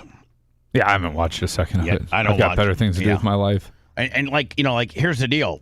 If it was a big whodunit, and they're potentially, he was going to talk about the questions that they're asking him, but he pretty much laid a definitive line in the sand, with his opening. I don't know if this is the opening statement or not, but I don't think that they're going to get anything out of him. He's going to assert his Fifth Amendment right. And so I think at this point it's just a dog and pony show where these congressmen and senators and anybody that's, in the asking questions portion of this congressional hearing, I think, Brian, they're just trying to better themselves with their constituents to put a hard question on the record. Like they're trying to be able to go back and say, well, I asked about this and I asked about that. And, the questions that everybody potentially might have about Dr. Fauci's handling of the pandemic, but I tried. I think that these senators and these congressmen are just looking for sound bites because he's not going to give them anything that they ask him. He's not going to answer. Right. So I think that they're just trying to, the more outlandish and more adversarial that they potentially get with him as he just sits back and says nothing. I think is self-gratification for them. Well, it does make him look bad. It does, taint his legacy and probably rightfully so. I mean, I don't think that this guy's clean as the new fallen snow, and he's probably, got his own share of things. I will say this, though, picking out portions from a 1,000-page diary entry, I imagine that the other 996 pages that they haven't released are pretty mundane and not him so full of himself about celebrities gushing over him and taking selfies. They're doing what they want to do, which is to show him and portray him in a bad light, which is fine. That's their right, and it's his right to plead the Fifth, and it's our right not to care about any of it. Oh, by the way, Ty J wants to go on record letting everybody know that Bella approached him and loves him. So, of course. Yeah, but she's not racist. He's not racist, and he's very much a dog guy. Anyway, he used to breed and raise, what's that called, Rhodesian Ridgeback or something like that. He did that for years and years, him and Jeannie. And he's a dog guy anyway. So when she was getting all crazy and wanting to jump up on him and kiss him, he kind of was keeping her down and giving her some stern direction, and she listens. I heard he was an investor in Vic Farms. They're a dog. You know what? That's between you and him. You making that allegation. I can't wait for that Subaru to pull up today and just punch you right in the face. When a I'm never worried when somebody comes up to me in a Subaru. Okay. Trust me. You might want to start rethinking that because there's a 6'5" African American that's thick as hell that was born and raised in Detroit, and he will whip your ass. If you drive a Subaru, you're a chill person. I'm not worried about you. You're a granola. You're a granola. He's not Nola. He's not granola, but he is super chill compared to how high-strung he used to be. I'm just saying, if you pull up in a Subaru, I'm not getting too scared. All right, well, just be warned. Although it pains me to do so, because of the respect. No, it doesn't pain you. Well, this is You should have said, because I'm covering my ass and don't want to go to prison for perjuring myself. What is the penalty for perjuring yourself in front of a congressional hearing? There's jail time. It's a felony, I bet. Has there been has there been anybody that has done it? Like, Yeah, they got who'd they get on that? Was it Steve Bannon? Yeah, Bannon did it. Yeah. Oh, really? I think he did what? A year, 2 years? It was supposed to be 2, I think. I have for the legislative branch of government and my decades-long record of cooperating with... By the way, it's my understanding, I think Lummy said yesterday, the reason why they're even he was contempt of Congress, not perjury, because he was defying the subpoenas. Perjury will get you up to 5 years. And so when's the last person, or maybe even high-profile person that anybody would know that actually perjured themselves in front of a congressional hearing and got some time? Can you look at that? Yeah. And the other thing is, it's my Former understanding... FBI director was the last one charged with it. Roger Stone was convicted in 2019 for false statements and obstruction of a congressional investigation. So Roger Stone would have been the last one. Yeah, Hillary Clinton got charged with perjury. And then Michael Cohen before him. So... it's my understanding that the reason why they're even here they're in the middle of these congressional hearings is because he did all of everything that they're finding to be able to quiz him about, he did on a government server. And so that's why they're able to get these records. Is that what you said yesterday, Lummy? Like that's why they have... He did his whole diary on the servers. And that's where I think they're getting all this information, correct? Yes. Congress, under the advice of my attorneys, I will invoke my right under the Fifth Amendment of the Constitution to refrain from answering your questions. Thank you. Now, at that point, Brian, are these senators and these Congress people, they know what the answer is going to be when they ask it, so are they just... trying to go on record to make themselves look good for a soundbite? Because, everything is going to be answered fifth. You get to control the entire narrative now because you have a witness there that's not going to be refuting anything that you say or allege. So you go ahead and you lay it out there, whatever your position is or point that you're trying to make, and he's just going to say, "I plead the fifth," and it kind of sticks. It sticks. Well, there's no counter, there's no rebuttal. Right. The chairman has denied your assertion. By the way, this is only in the left channel, so don't get mad. Now, here's what I don't understand, Brian. This particular soundbite as to, Rand Paul, obviously from Kentucky, he makes this. Denied your assertion of privilege and directed you to answer. So he says the chairman of this particular board has denied. Yeah, that's not the way the Constitution works, though, Rand Paul. He knows that. The chairman has denied your assertion of privilege and directed you to answer, but you nonetheless refuse and stand on privilege despite the existence of the pardon.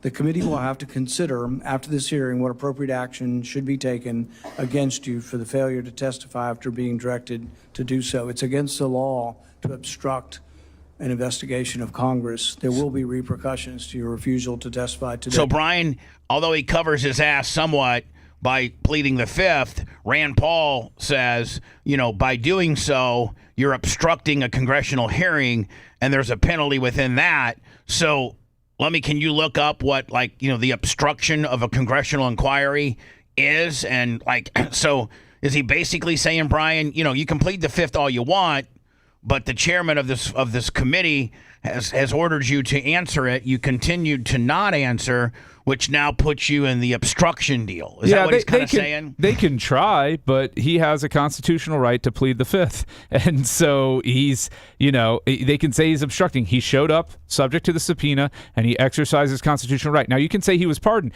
He was not. He was pardoned on his handling of COVID and everything up into the pardon.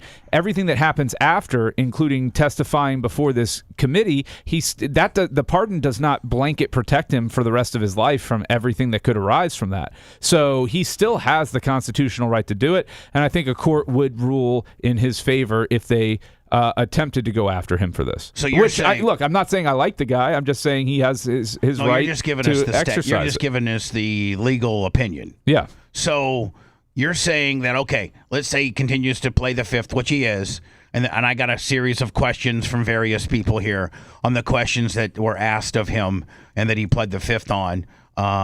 So will that then, does the Congress or these people that are the chairman or whoever, what's the protocol if they were to try to charge him with obstruction, and like they said they were going to? What's the protocol and format as to how that happens? They wrap up testimony. He continues to keep his mouth shut.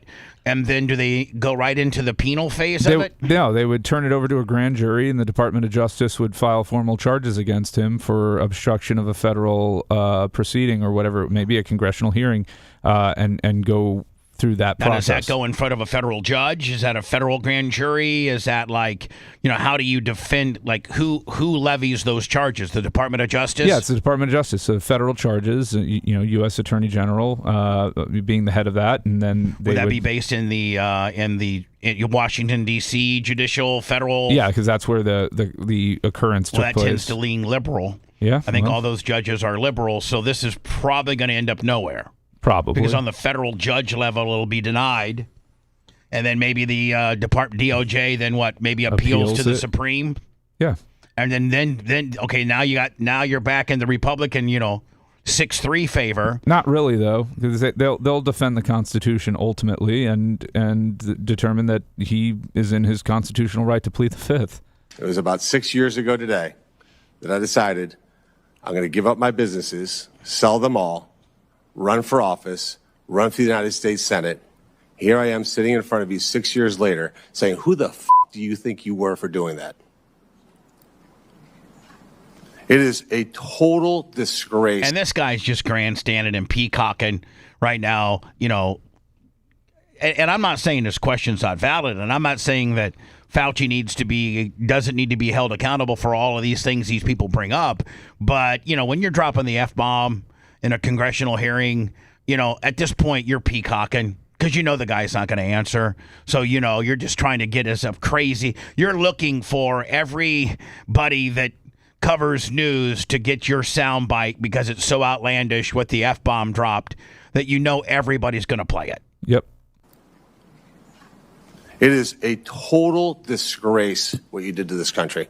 And if my Democrat colleagues are standing there defending you, I hope the voters of the United States of America watch the clips of every one of you doting on a guy who was more interested in being a celebrity than saving American people. It's got to be tough for Fauci to sit there and take it, doesn't it? Yeah, it's part of the process. It comes with the territory, I guess, right? And you're caught in the middle of this now. Make it my mission. I mean, he got a book deal out of it, so He's sitting pretty. And you know what? You know how we talked about being a mark for yourself? This is a prime example of a guy being a mark for himself. All of these guys are. They're all POS. Yeah, I mean, you know what?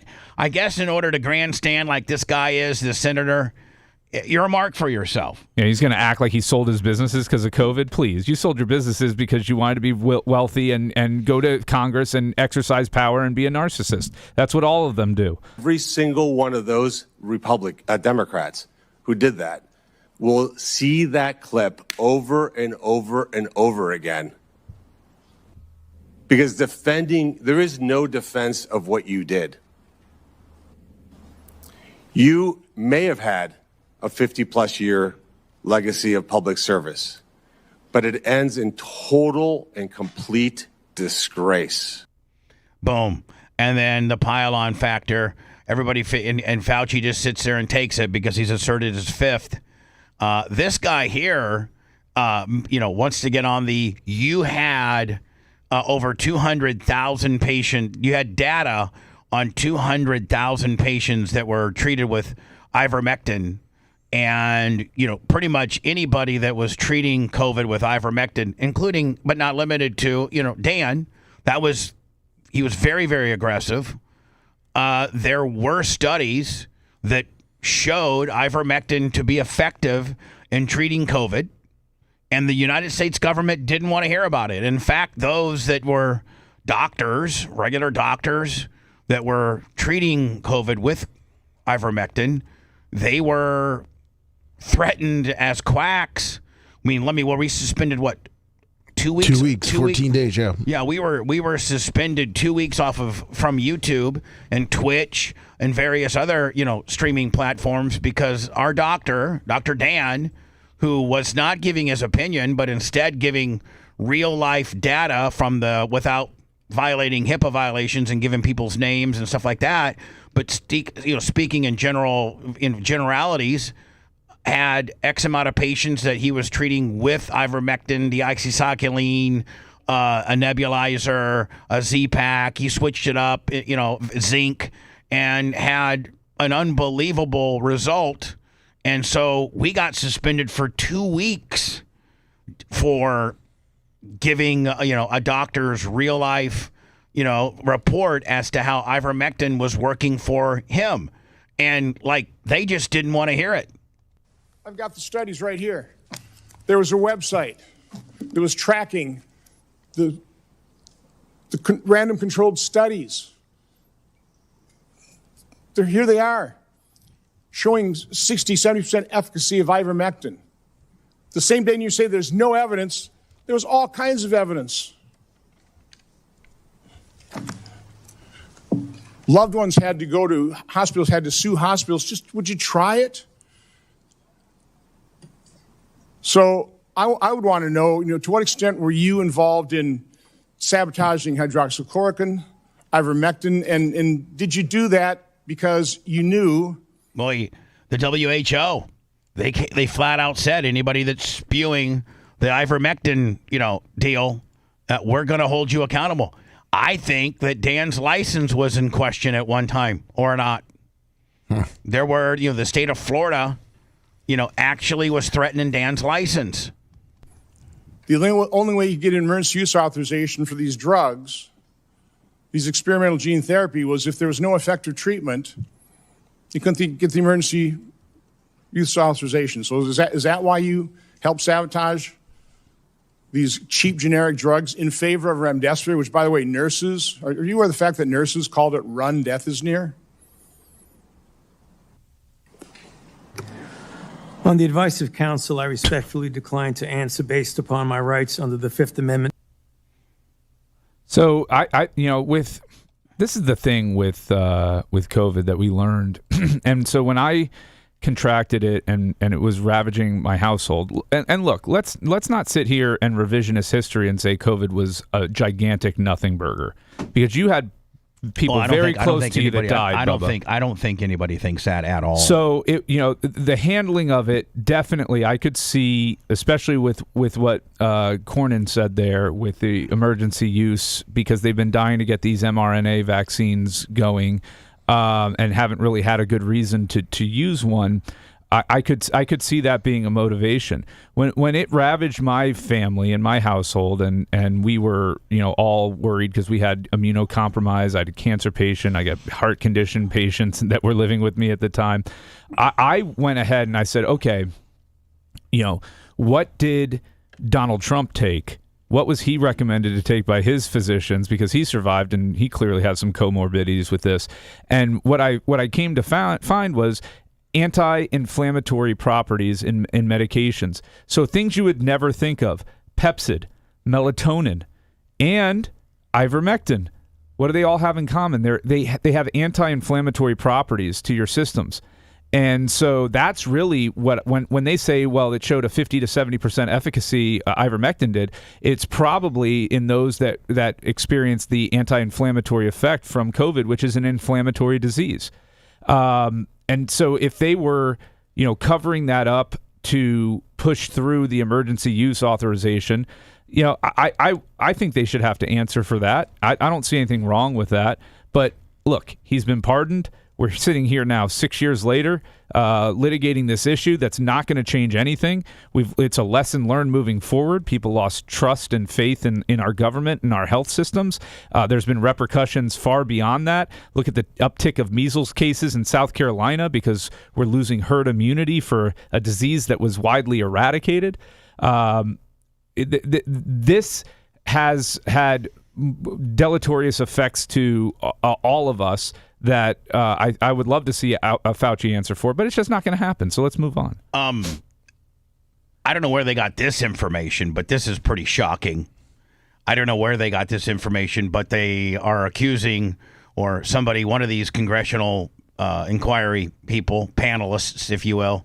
I think you have to be either a congressman or a senator, or is this just straight senator stuff, Brian? Can you be either when you're having a congressional hearing? It's just what chamber is holding it. So this is a Senate hearing. They also have, meetings in the House. So a congressman cannot be part of a Senate hearing. No. All right. But if it's in the Congress, then it would be a congressional hearing in the Congress. Well, it'd be the House. The House, right. Congress is both the Senate and the House. Now, is it a little bit more of a bigger deal when it's in the Senate due to the fact that we only got 100 of those people? And so it's like a kind of a bigger, the Senate, I think, is more prestigious, obviously, than the House. Oh, it's definitely more prestigious. It was designed to be the more professional side of the government. Right. More exclusive, too. With 6-year terms versus the House in 2-year terms. Right. The House was designed to be more like people like you and me serving in it. Oh, let's go. School teachers, mechanics. Speaking of which, I'd like to announce my candidacy right now, Lummy. Yes. I'm gonna run for, and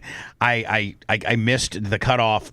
You're gonna speed walk for what? I'm gonna actually run as the Republican candidate for Pasco County Commissioner District 2 in 2030. Well, we got that to look forward to. Yeah, we do. And guess who lives in District 2?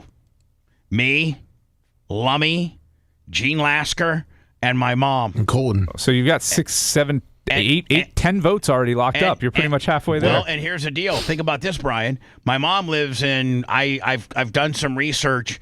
Arguably, my mom's community is about the third most important group as far as neighborhoods and what have you. It's the third most powerful subsect of Republicans. So that I'm going to get their vote. I mean, because my mom lives out there. She'll just tell everybody, vote for my son. Does she have that much swag there? Oh, yeah. Genie cakes. Hell yeah. She's got that much stroke in the retirement community? Lummy, you're going to canvass your neighborhood. Of course. Lasker's going to canvass his neighborhood. Colton's going to canvass his neighborhood. I'm going to canvass this area. And my mom's going to canvass the Groves. So, yeah, I'm running for Pasco County. I just have to look. Brian, will you look? Because you're so good at digging out information, what have you. I'm under I don't know if it's just District 2 that votes. I saw some information where even though you only represent District 2, the entire county votes for the district. No, just the district. Are you sure? There's typically an at-large seat that the entire county votes for. I don't think that Pasco has one. Then it would just, my understanding is, will you look into that for me district. if you got 6 extra seconds today because you're such a good digger? You're a deep digger. Because and the guy, let me the incumbent. There's a Democrat versus, I think the Democrat is Natalie Vasquez. Yes. Taking on Seth. Is it Waitman? Yeah, Waitman. Seth yeah, Waitman, Waitman. and he's supposedly Pasco. He's the incumbent, and he just won in 2022, and so they're up the midterms. The November midterms is the race between this Democrat Natalie Vasquez and Waitman, and it's my understanding that Waitman is this big-time Pasco County royalty. There's an elementary school named after his dad, and he's had a long time Pasco County business. He's a lifetime Pasco County resident, and it's going to be a major upset when I beat him. Yeah, only the person living in a particular district can elect a commissioner from that district to represent them. And then, Lummy, there was a big controversy that Waitman actually lived somewhere else in the county and was using a rental home or an Airbnb or something that he owned. Yeah, he faked his residency. Oh, okay. Oh, so there is 2 different setups. So Pasco is one where... Hold on, Brian. I might be right? Yep, you are right. So they are... That hurts me, though. So this is the way it goes. You have to live within the district in which you're voting, but it's a county-wide vote. Pasco is one of those counties. There are a few other counties that have single member, and then there's ones that have mixed, which is Hillsborough, which has at-large and single-member districts. So that's the way it works. So Pasco, though, is a completely at-large election. So that means everybody in Pasco votes for my particular district. Yeah. That hurts me. Yeah, that hurts you. A lot. I think we got a ton of Bubba Army in Pasco, don't we? Yeah, we do. Whew. Good luck. I think it takes like 30,000 in the primary to win the nomination. Maybe you can look as to see what Seth Waitman? Seth Waitman. Yeah. See what he got in the primary. Because I'm going to be the Republican candidate, so that, Brian, it's all going to be controlled in the primary. Like it's going to be, and I think less. So county commissioner, District 2, countywide, 2022 primary. There were a total of 49,841 votes, of which Waitman got 24,357. In the primary. And there's 237,000 registered voters. I know, but it's looking like 50,000 show up and 25,000 will win it for you. Yep, something like that. And then do you think I got 25,000? Well, that's just to win the primary. No, I know, but they're not going to put a Democrat in. Well, but if I'm the candidate, oh yeah, a lot of money will come into this county. Really? Oh yeah, to beat now you. if I was the candidate. Even though I'm the bad guy, would the Republican Party back me if I was the candidate? Or am I too much of a dick? You might have to go with John Morgan's party. No, that's never going to. Or Brian, would that maybe be the way to do it? To go through the. Well, you'd be running as an independent, though, and so you'd have to still get on the ballot and all of that, but you lose the party funding. So unless John Morgan's going to throw a bunch of money behind it, Yeah, Can you imagine if John Morgan got your back? But hold on, Brian. Am I too much of a bad guy that if I did make the general by winning the Republican primary, does the Bubba factor kick in and the Republicans be like, no, we're not. They might not give you a ton of support. But they don't want to lose the seat, so you still might get it. I need to start an exploratory commission. Yes, you do. Because we're 4 years out, and we basically just need to determine: do I run Republican or do I run the new common ground deal? Brian, if you were me, would you reach out to Morgan and ask him? Listen, will I have your backing if I'm the common ground candidate? In a county election? Yeah. I don't. Yeah, I'd say Bubba. Bubba, I'm gonna let you know. Call me back when you got something a little bit bigger to talk about. Hey, Bubba, call me back when you're like a Florida senator or maybe a sheriff or maybe a state congressman, but we're not really interested in the dog catcher of Pasco County. Got to start somewhere. Yeah. I don't know, Lummy. Brian, I'm going to talk to you privately about that. Okay, we got 4 years. We got plenty of time. I really want to do it. I think I can win. I think, Lummy, you see our Florida numbers. Yes. I don't know if we can break those into Pasco County. Oh, we got that. Just for YouTube. So here's I'm not going to cover the Harvey Levin deal. So I got one more piece of Fauci information, and I don't have any idea where they got this information, and it's disturbing. It's saying during abortion trials, like they were testing abortion fetuses. Yeah, in North Carolina. And they actually would take the hair and the scalp off an aborted fetus and sew it onto the back of a mice, and see if the hair would grow or not. And they were taking like liver, and they were taking different body parts. NIH funded putting aborted babies' And this was under his watch, correct? Yes. Okay. NIH funded putting aborted babies' fingers and scalps off the heads of aborted babies and putting them into the backs of research mice. The scalps later grew fine baby hair in the mice. They even included those disgusting photos in their research paper that you funded. Not all of those were that he funded, by the way, were research on coronaviruses, but some were. Thankfully, the current NIH director has said no more of this. Dr. Fauci, yes or no? Do you think that human aborted parts should be put into mice for coronavirus research? The advice of counsel, I respectfully decline to answer based upon my rights under the Fifth Amendment to the Constitution. That's kind of whacked, isn't it? It's they're making it sound worse than it was. What do you mean? I mean, taking the scalp off of an aborted fetus and tying it and sewing it onto the back. So the BLT research is not bacon, lettuce, tomato sandwich stuff. It's bone marrow, liver, and thymus research that they were doing. And the idea was to, by doing this types of research, that you could, from placenta and fetuses that were otherwise going to be discarded. So this tissue was going to be thrown away, burnt up, gotten rid of anyways, that you can potentially come up with cures and scientific applications to help babies born with birth defects, brain damage, things of that nature. Okay? So it's not like they were doing mad scientist experiments for the sake of fun. So this kind of sounds worse than it really is. Of course. Well, it's kind of like, Fauci doing the beagles, they're just dogs, so we can kill them. What do you do with beagles? Oh, the Beagle Gate. He took a bunch of beagles and did pretty much experiments on them. Yeah, for the betterment of us. For the beagles. It's okay. I think we should lighten it up a little bit and come back with 3 Question Thursday next. What do y'all think? Yeah. You ready? Brian, you ready? Sure. All right. Bubba the Love Sponge? Hell yeah. I love them all, man. They're all great. The Bubba the Love Sponge Show returns after these words.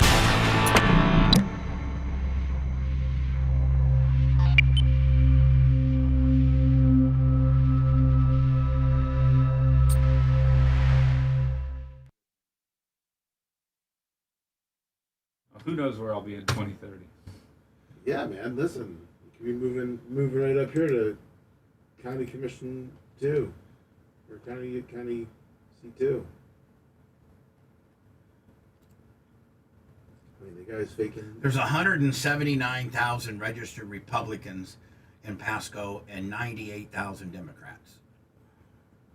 And 100,000 no party affiliates.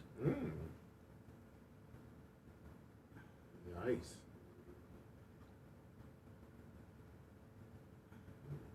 So there's more other than there are Democrats. 118 other, 98,000 Democrats, 180,000 Republicans.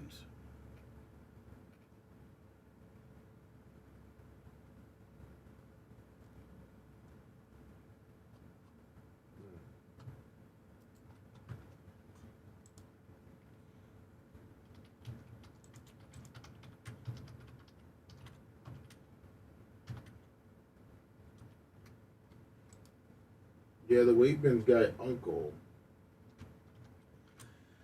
Yeah, there's a big controversy that he... Yeah, he didn't live.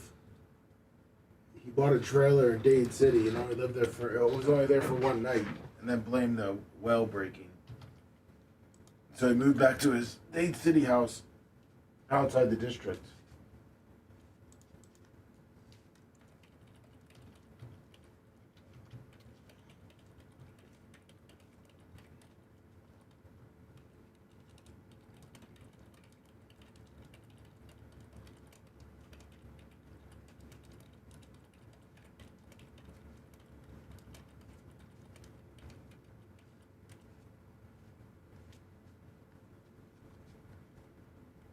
We gotta start getting the Bubba 2030 merch printed and sold on Bubba Army Shop, Bubba Army Store. What do you know? Yard signs. You gotta get a political action committee formed. You got a lot of work to do, Bubba. I know, Brian. I thought maybe you'd help me. Okay, thanks. All right. Do you know the yard sign guys?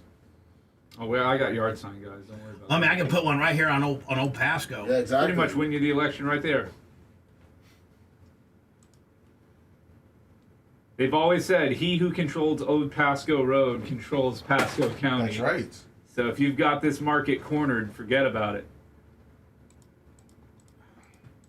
All roads lead to Old Pasco. Did you see they're knocking down the entire West Shore Mall? Yeah, they're going to build a whole, Midtown. They've been talking about that forever, building up buildings. But I mean, no, it's in the news today that... Oh, really? They're finally moving forward with it? I knew they were in trouble, so I've been talking to some of the tenants there because I work over by there. And that's why they've lost most of their major stores, because they wouldn't let anybody go past a year-to-year lease. Right. And most major business corporations can't do that, you know? Yeah, last week they approved the big Midtown. They're going to build Yeah. a Midtown there. Yeah, so they're gonna have. It's gonna be corporate housing, corporate apartments. They're gonna have corporate buildings there, restaurants. They're still gonna have some level of retail. Is it gonna be like that, Dale Mabry and? Yeah, it's gonna be more like Midtown. It's just gonna be in the West Shore district there. It'll be interesting to see what impact that has.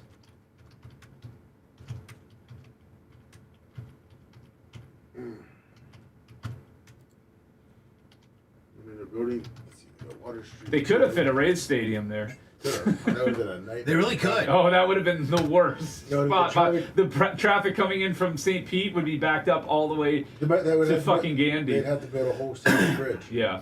For just the entrance to the stadium. Yeah. Talk about that bottleneck now coming off Howard Franklin. Be absolute nightmare. They're working on it though. They're doing that, the veterans ramp expansion and the ramp that's going to lead right into the airport and all of that. Yeah.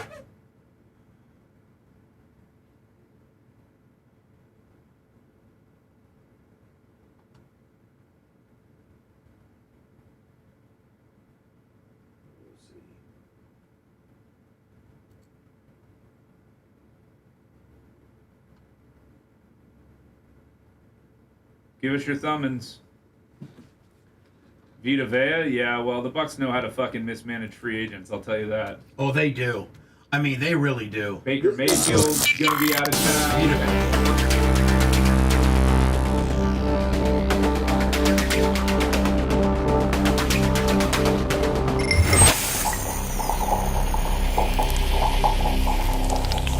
Back live, back loud. Bubba the Love Sponge. Back causing problems. It's the Bubba the Love Sponge Show.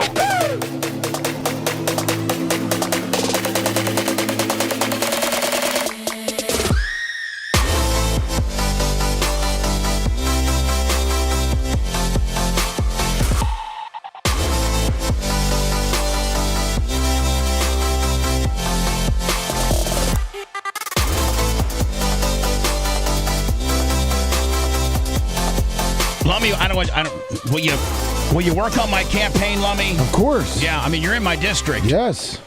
Yeah. I'm going to start making T-shirts, going out on the corners, flags, waving them. Well, I mean, we need Get Walker out there, passing out flyers. Oh, yeah, I need a kid. What you believe in? I need a good-looking kid. Cute little kid. I need that. Do you believe in preserving Pasco County for the children? Yeah, and I'm not going to run a negative campaign against Seth Waitman other than the fact that he only spent one night in a trailer to qualify to act like he's trying to fake the funk living in District 2. I think there was I think somebody turned him in, or he got turned in with the Florida Bureau of Elections or something like that, and it was kind of a big whodunit. Well, I mean, think your campaign may have to start earlier if he has to forfeit it. No, he ain't gonna forfeit. I mean, please. But that's going to be my opponent. He's going to win this one here in a couple months. He'll win that one. He'll beat this Natalie Vasquez chick, and then I got 4 years. I might even be dead by the time this election comes around. You still might get elected, though. True. All right, do we have... we'll have your sister take your spot, just like Lindsey Graham's sister in South Carolina. Keep it in the family. I think we have the 3-question Thursday. Let me see here. Macho doesn't have it rigged up for me. You only had 5 minutes and 20 seconds to prepare. I understand why you guys wouldn't have that ready. Yeah. Macho's having some problems with next Not Macho. I'm talking. There's a host behind that desk. Yeah, but too. there's a problem with X-Gen. Oh, the X-Gen's down? Well, no, it's had some problems. Oh, there it is. We need a next gen X-Gen. Is that what you're saying? It's not. Yep, there you go. Yeah, get a Z-Gen. All right, fantastic. Go ahead, Mach. I got everything. I mean, there we go. 3 questions and 3 answers. It's 3-Question Thursday, hosted by Brian the Babyface Matroni. Brought to you by Hunter Law Group. 888-ASK-GINA for 50% off your consultation. Love it or hate it, we are doing this Consultations with Brian are free. Accidents, slip and fall, medical mal, dog bites, all of that kind of stuff, personal injury. And then any type of law, any type of family law, custody, divorce, prenup, separation, alimony, all of that is, of course, the lovely Regina Hunter Bean. I don't think she goes by that. No, professional name is Regina Hunter. Oh, okay. Was it be Regina Bean Hunter, or is it just still Regina Hunter? It's just Regina Hunter. So Hunter Law, is it 844 Ask Gina? 844 Ask Gina or 813-287-2227. I like 1-800-ASK. I like or 844. 844 Ask Gina. I like that far better. So 3-question Thursday. It's where Brian gives me 3 tough questions. Not always tough. Trying to trip me up on various things from back in the day. But usually they're great questions that make me think. And I try to give you my honest opinion, even if it makes me look stupid.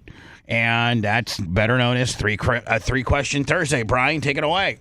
So question number 1. Question number 1 is thinking back to when you were, and I'm talking about like time range of like 9 to 15, 10 to 15-year-old Bubba. Who were your 3 celebrity crushes? Like the first 3 women that you found attractive that were famous that you were fapping to. Now hold on. We're gonna have to differentiate my celebrities that I looked up to, or specifically women. Specifically celebrities. Celebrity crushes. But I was a huge Henry Aaron fan, but that's not a girl.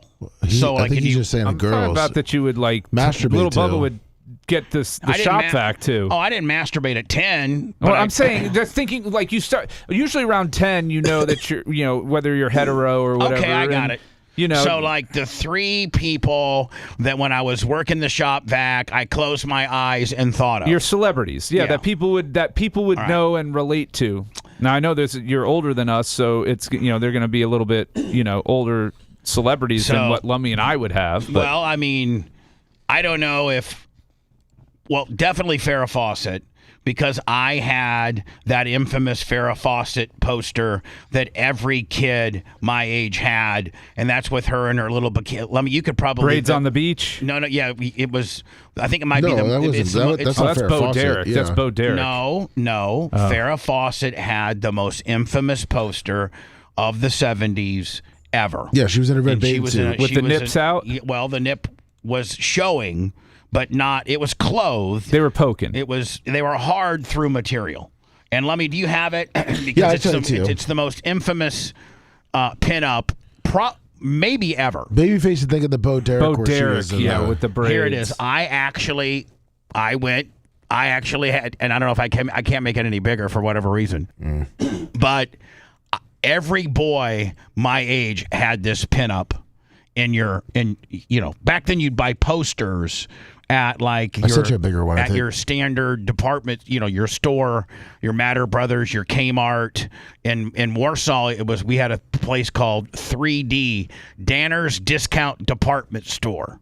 And it was called 3D, and you could buy like records, sporting good stuff. It had everything from clothes to sewing machines, kind of like a Sears or like a JCPenney. We didn't have those in our little town, but we had a 3D Danner's Discount Department Store, and that's where I bought my Farrah Fawcett picture.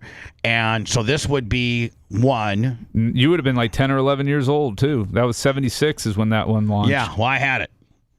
So I don't know if I started masturbating when I first got it, but that had probably a 5 or 6 year shelf life on my wall at 1915 Rosemont. And so this definitely, but this was in my bedroom. So, and I did masturbate in my latter masturbatory days. I did masturbate in my bedroom.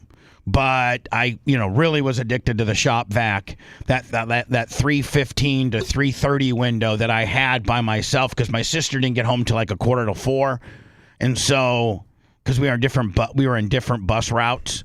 So when I was in middle school, she was in still elementary school, and the middle school and high school people that rode the bus got picked up before the elementary school. I think we got out like a half an hour earlier or something like that. So I had like a 15 or 20 minute period that I would run home and use the shop vac. Now, this would probably be 1, Brian. Number 2 would be a girl named Lori Howard. She went to school with me, and she actually lived in my neighborhood. Oh, I'm talking about famous people, those celebrity crushes. Yeah, just celebrity. Oh, okay. Just celebrities. So we can all relate to it. Lori Howard. I'm looking up Lori Howard. I'm like, who the hell's Lori Howard? It's some obscure from like Joni Loves Chachi or something like that. Like it'd be like Raquel Welch or Bo Cher. Derek. Yeah, Bo All Derek. right, so let's go. Linda Carter. Let's go. Farrah Fawcett. Then I'd like Jacqueline Smith from Charlie's Angels. You know the dark-haired one, right? Jacqueline Smith, Farrah Fawcett. And then probably Linda Carter and Wonder Woman. Oh, okay. Those were probably my three, Brian. It's just right off the top of my head. There could have been more or different ones, but when I masturbated, I didn't really think of like celebrities because I didn't have a chance. Just meant as like a kid. Oh, so you only masturbate to people that you think that you can have sex with? No, because I could never have sex with Lori Howard. She was way out of my league. She was dating like college guys when we were in high school. But that's my answer. Farrah Fawcett, Jacqueline Smith, and Linda Carter. And Wonder Woman. All right. But that's my answer. Oh, nope, hold on. Let me change it. May I change it, Brian? Sure. The oldest Brady girl, Marcia Brady. Oh, okay. Oh, yeah. Marcia Brady. Oh, phew. Yeah. Marcia Brady. Take Wonder Woman out of there, Lummy, and throw in Marcia Brady. There you go. So Marcia Brady, Jacqueline Smith, Farrah Fawcett. There's my official answers. My final answer. Awesome. Question number 2. Question number 2. Oh, well, I want to hear, Lummy, who were your 3?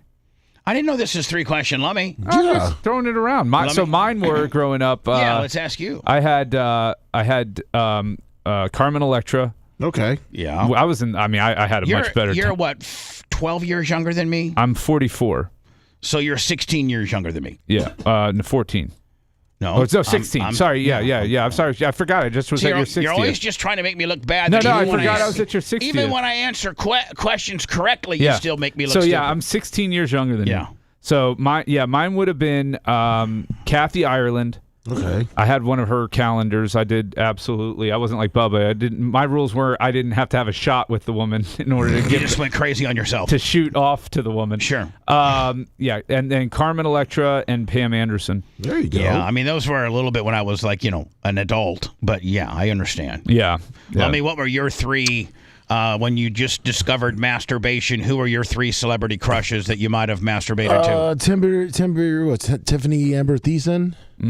Saved by the Bell. Yeah, Saved by the Bell girl. Okay. Yeah, she definitely was up there. What, Jenny McCarthy when she was on the MTV Singled show? Out. Yeah. Singled Out. And then probably I would say Britney Spears, Maddie Moore, like those singers, like Christina Aguilera. Britney early on, man. Britney was hot early on when she was barely legal. Now, did she, when that very first hit that she had, was she underage? I think she was 17. Yeah, she was 17, I think. All right, yeah. Okay. Hit Me Baby One More Time? Hit Me Baby One More Time. Yeah. Talking about some guy hitting her one more, like blasting her one more time, and she's 17. That's not cool.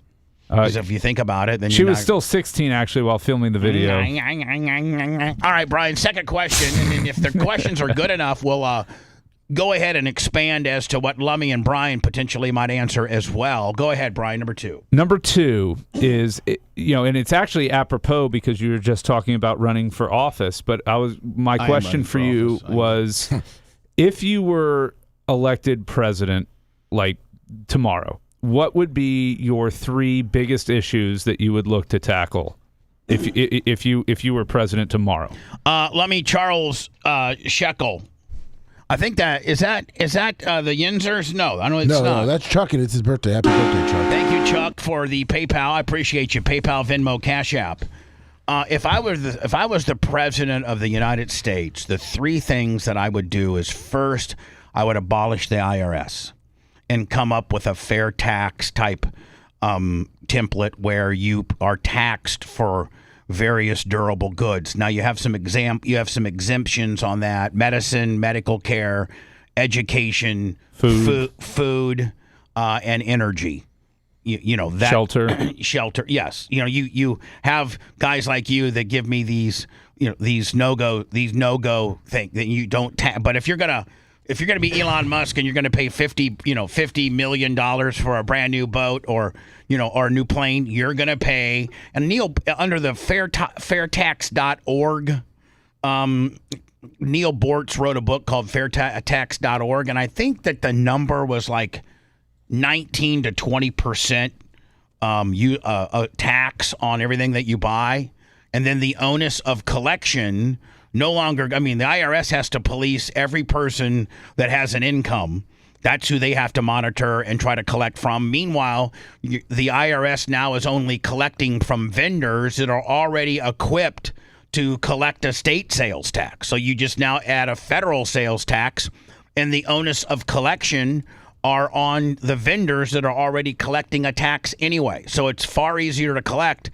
And, for a guy that spends that way, there's no way that strippers and drug dealers and very, very, very high influential people, billionaires that have tax shelters in various different countries and how they could skirt their way, you can't get around it because you got to buy stuff. You want to buy that TV, it's going to cost 20% more. You want to buy that car, it's going to cost 20% more. But if you're frugal and you don't really buy much, well, you don't really pay that much either. But there's no way to get around it. So one of the criticisms of that that system, President Clem, is that when there are economic downturns, then the government and vital functions won't be able to thrive, because if people aren't spending money, as in a recession or a depression, then there's no income being generated for the government. Well, if I may answer that, reporter, I think that our economic downturns has a lot to do with how much America is putting in their pocket. And if I'm not taking, if I'm taking, 13 to 14% less of their money, and they're putting that in their pocket, I think that would stimulate spending, more so than various economic downturns and what have you. So I think that if you're putting 14 to 15% more in your pocket, you're going to spend more. Would you start shutting down the black markets that might possibly open up? Yeah, private party sales. Like I buy a car from Lummy, and now we're not having to pay taxes on it, or like a used TV from him and things like that. No, I mean that's not taxable. Okay, only on new stuff. All right. Yeah. Okay. Well, what's issue hold number? Hold on, Brian. Unless as I'm the president, I have tons of resources, I would throw my idea out to people like you, Brian, and people in my cabinet to help me refine that, and I actually come up with a better scenario as to how all this works. That's just, I kind of roughed it in, for lack of a better term, but I would have my Brian Matronis and my Tom Beans and my really smart people out there refining this to better hone my idea into something potentially to close some of those loopholes, like what the black market and various things like that. So, upon my exploratory committee, I'll have to get back to you on that one. No, it sounds great. Yeah, thank you. Issue number 2, President Clem. Issue number 2 would be immigration. And what would you do to fix that? I would, all the existing illegal immigrants in our country, I'm just not going to paint with a broad brush. And if you're illegally in this country, you get thrown out, like it kind of seems like we're doing now.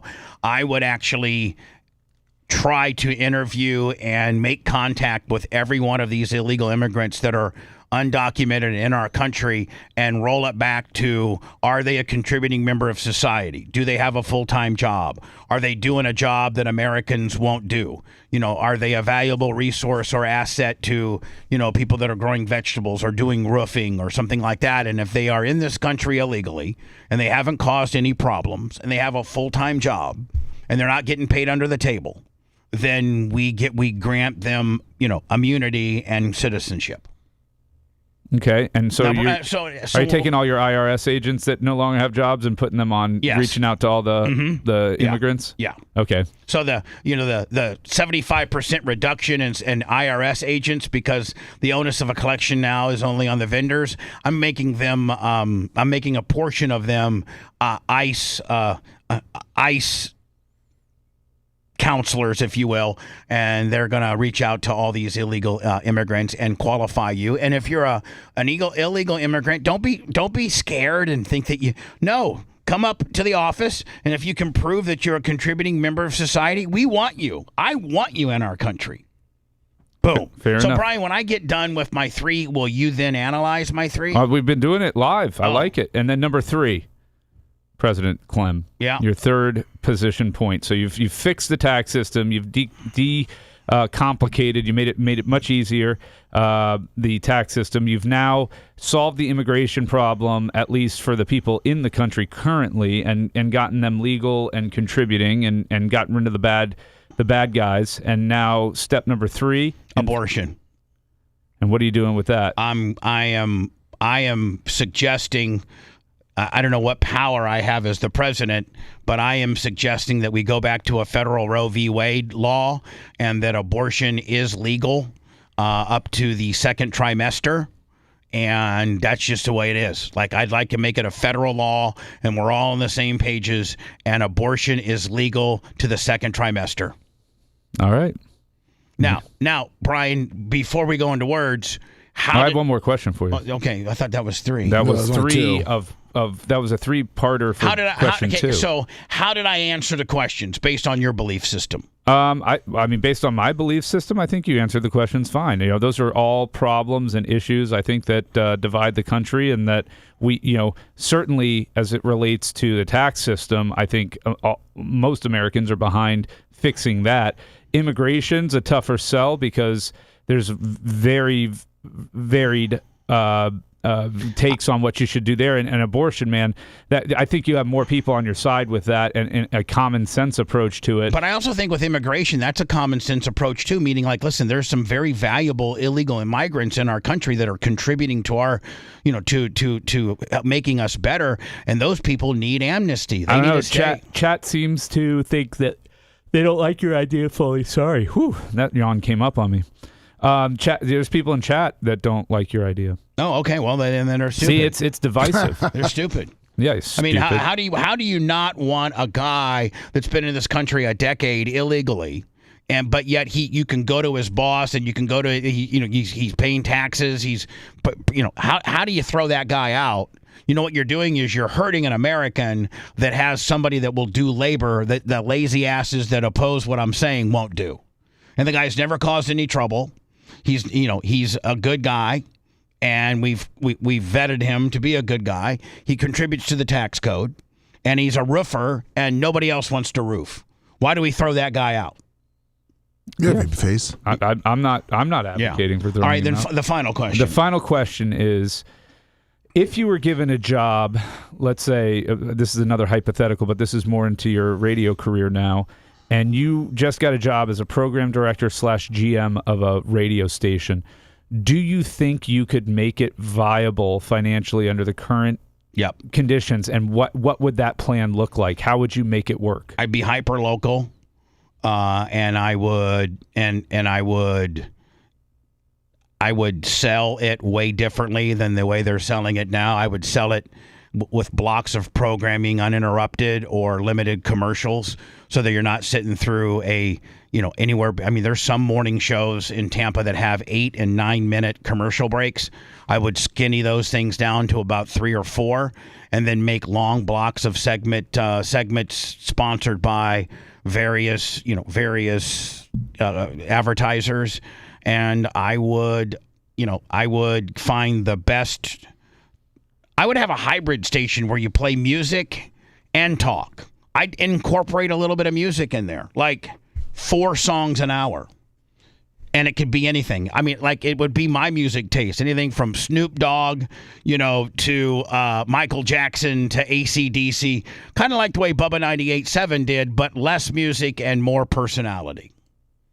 But there's not a lot of personality, and there's long commercials and not very hyper local. That's my official answer. All right. I don't know if that would work or not, but I think it would.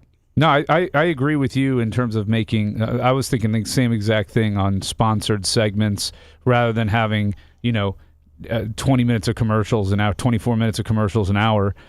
You just have a sponsored segment and then have like 3 minutes of commercials an hour. Instead of having to get 24 clients, get 4.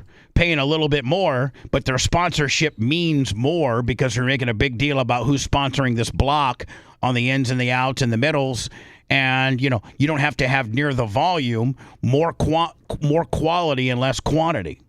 That's what That's what I'm thinking. Anyway, is that it? That was it. Those 3 questions. I think me being president, please. Listen, you got to start somewhere. So it's going to be county commissioner to president. Well, I think he does 2028 as president until 2032, and then comes back to be county commissioner. There you go. Totally turn it on its head. I'm going to go county commissioner, 2 terms. I'm doing 2 terms of county commissioner, so I'm going to do 2030 to 2038. Whew. And then at that point, how long you living, Bubba? Well, yeah, you make an interesting. And then mayor. Oh, you're 72 now in 2028, right? If I'm doing the math right. In 20. So 72-year-old Bubba's doing what? Being a pimp.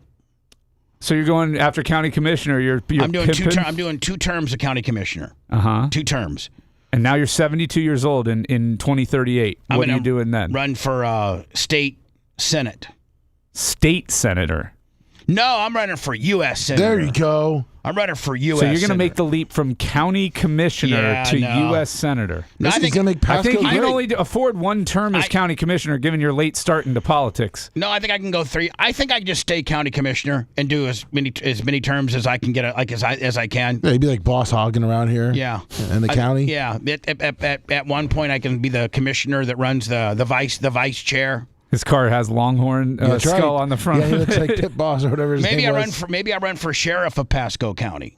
Oh, there you go. From county commissioner to sheriff. I've always wanted to be the sheriff. When was the last time somebody who has no law enforcement background was elected sheriff locally anywhere? I don't have any idea. I'm sure it's not a path to success. Yeah. Yeah. So maybe we pick something other than sheriff. Here's why you need a good campaign manager, because I'm already a good advisor, if you will, because I'm already advising you against bad ideas. Will you be in an advisory role for my 2030 run for county commission? Yes. Absolutely. For real. For real. The guy only raised $108,000. That's nothing. And won this Waitman guy who, at the end of the day, bamboozled everybody and said he lived in a trailer. He's a multi-millionaire. He didn't live in a trailer. No, he's living off his name. That's right. I'm going to live off my name. That's right. Bubba the Love Sponge. I listen to Bubba every day. I just really enjoy the outrageousness of it. We love him. Couldn't do without it. The Bubba the Love Sponge Show returns after these words.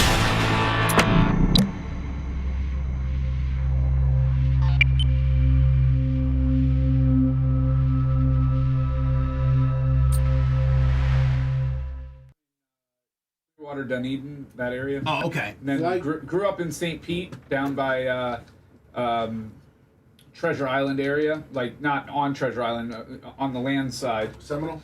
Kind of Tyrone area, Admiral Farragut, until I went to. I'm gonna run this till 10 after. Okay. And at 10 after, I'm breaking. I'm just gonna do the Iranian-U.S. trade. I mean, just do that shit. We're doing that. We hit a warship yesterday, or we hit a drone. We hit a drone deal, and then we hit. So the sheriff of Flagler, he was not a law enforcement. He won it. Oh, what was he? He was just Johnny Come. He was assistant district attorney. Oh in yeah, New York. That's far more qualified than radio shock job. It's close.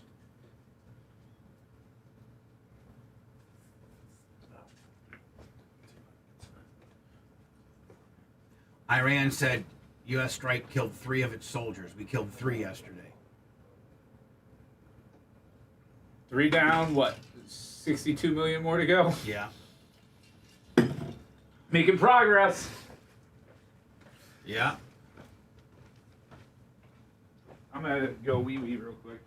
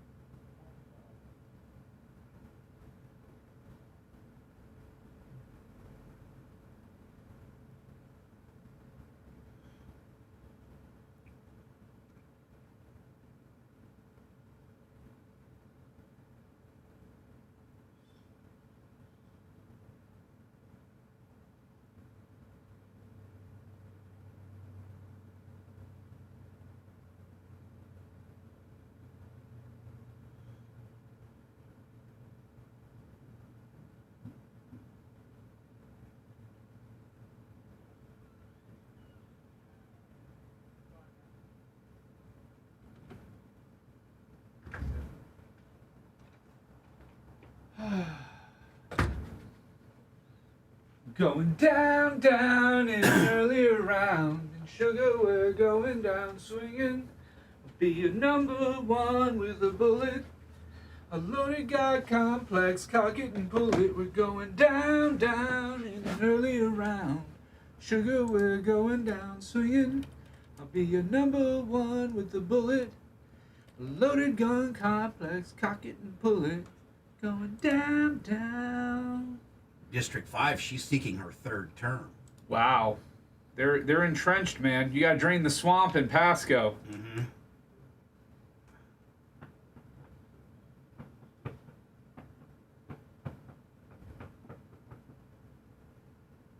Trash guy. Matt Geiger is running for District 3. Oh, wow. The big names trash guy were Benji Bronk, John Blitt, Mike Trainer, and Mehmet. Yeah, Mehmet. I know Mehmet. Those were the big 4 names so far that I've heard that have been let go from Howard's world. Lummy. Yes, sir. Matt Geiger, I think, is running in District... No, this is school board. Oh, yeah. District 3. Oh, Teese is also in District 2. She'd vote. District 3. Oh, well, yeah, she's in Pasco. Yeah. So if you live in Pasco, you get a vote.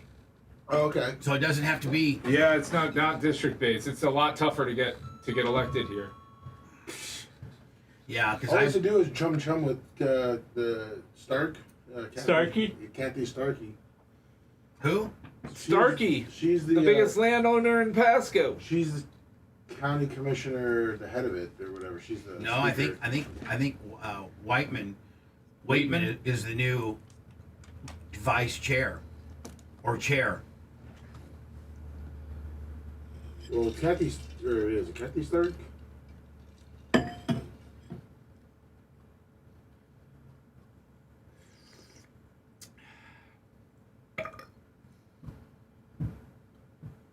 Yeah, I think the guy's got very light severance package, trash guy, but not much. Captain Starkey is the chair. You have to remember, none of them were...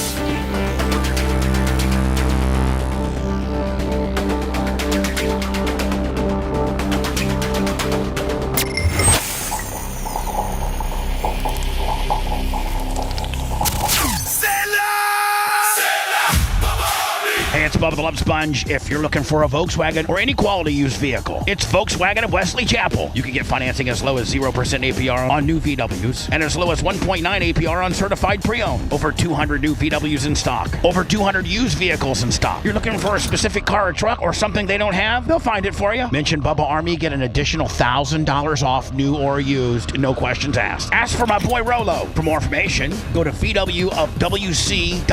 Volkswagen of Wesley Chapel. The Bubba the Love Sponge Show, listener supported via PayPal, Venmo, and Cash App, all at the Bubba Army, now returns.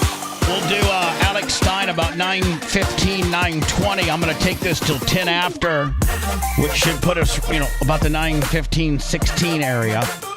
Nothing really in particular Alex is slinging or we're going to talk about other than, his show, what he's got going on nowadays, what he's thinking about this, what he's thinking about that. Supposedly, he is so whipped over this new chick that's got a new set of Diacos that he's now including her on bits or allowing. Can you get me the bit? Yeah, I'll send it to you again. She's doing a reaction video like you, Bubba. She's copying your template. What, my look it up, lock it in? Yeah. Or my break it down with Bubba? No, look it up, lock it in. Man, why? I don't know if that's necessarily... Well, she's only done one so far. No, I mean to tell Alex, listen, I love her to death. I know you love her. Well, let's watch it. Let's see how it is. Or we're going to wait for him to come on. No, did you send it to me? I'm trying to pull it back up. Because when I sent it to you, you weren't signed in, so I got to go re-pull it. All right. How about I do a couple of these Iranian deal things? Live updates. Iran and U.S. trade more missile strikes as the 5-month war appears to expand into Egypt now. So now, what are they trying to hit? Is Iran trying to hit Egypt? Is that what's going on? Yeah, they're hitting anything that I think a U.S. military There have been new base attacks in the U.S.-Iran war. The U.S. intercepting fire on a base where Americans were killed earlier. I got to tell you, that guy's hair is on point. Is it not? That guy's got his hair game is strong. Yeah. This month, and there's another country now fighting alongside the U.S. CBS's senior national security correspondent Charlie D'Agata has the latest from Amman, Jordan. Iran released videos said to show advanced ballistic missiles targeting U.S. forces. Where are they getting this stuff? Like, I thought we had decimated everything that they had. Pakistan, Russia, China. Jordan. A surprise attack on the same base where they killed 3 Americans less than 2 weeks ago. They tried shooting it last night. So we had 5 rocket shots going 8,500 miles an hour. And all 5 rockets were knocked down to the ground. President Trump said the U.S. will hit back. It's our turn, and we'll see if we get there with an agreement at some point. He's looking rough there. He is looking rough. Look at those eyes, man. That is one tired dog.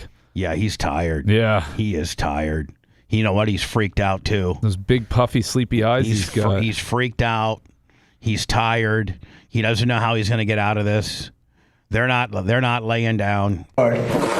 Iran has targeted American military installations in Jordan 18 times in the last 20 days. The head of U.S. Central Command warned... Man, look at all these things. That's a little much. I mean, jeez. I think that shows you how important you are, isn't it? Like, that's kind of like, aren't these, Brian, like achievements, different kind of deals? And where you served. Oh, okay. Is that what those are? Yeah, that's one of them. Jesus. One of those is for basket weaving. Another one is he spent like 3 weeks in the woods with his camper guy and didn't get raped.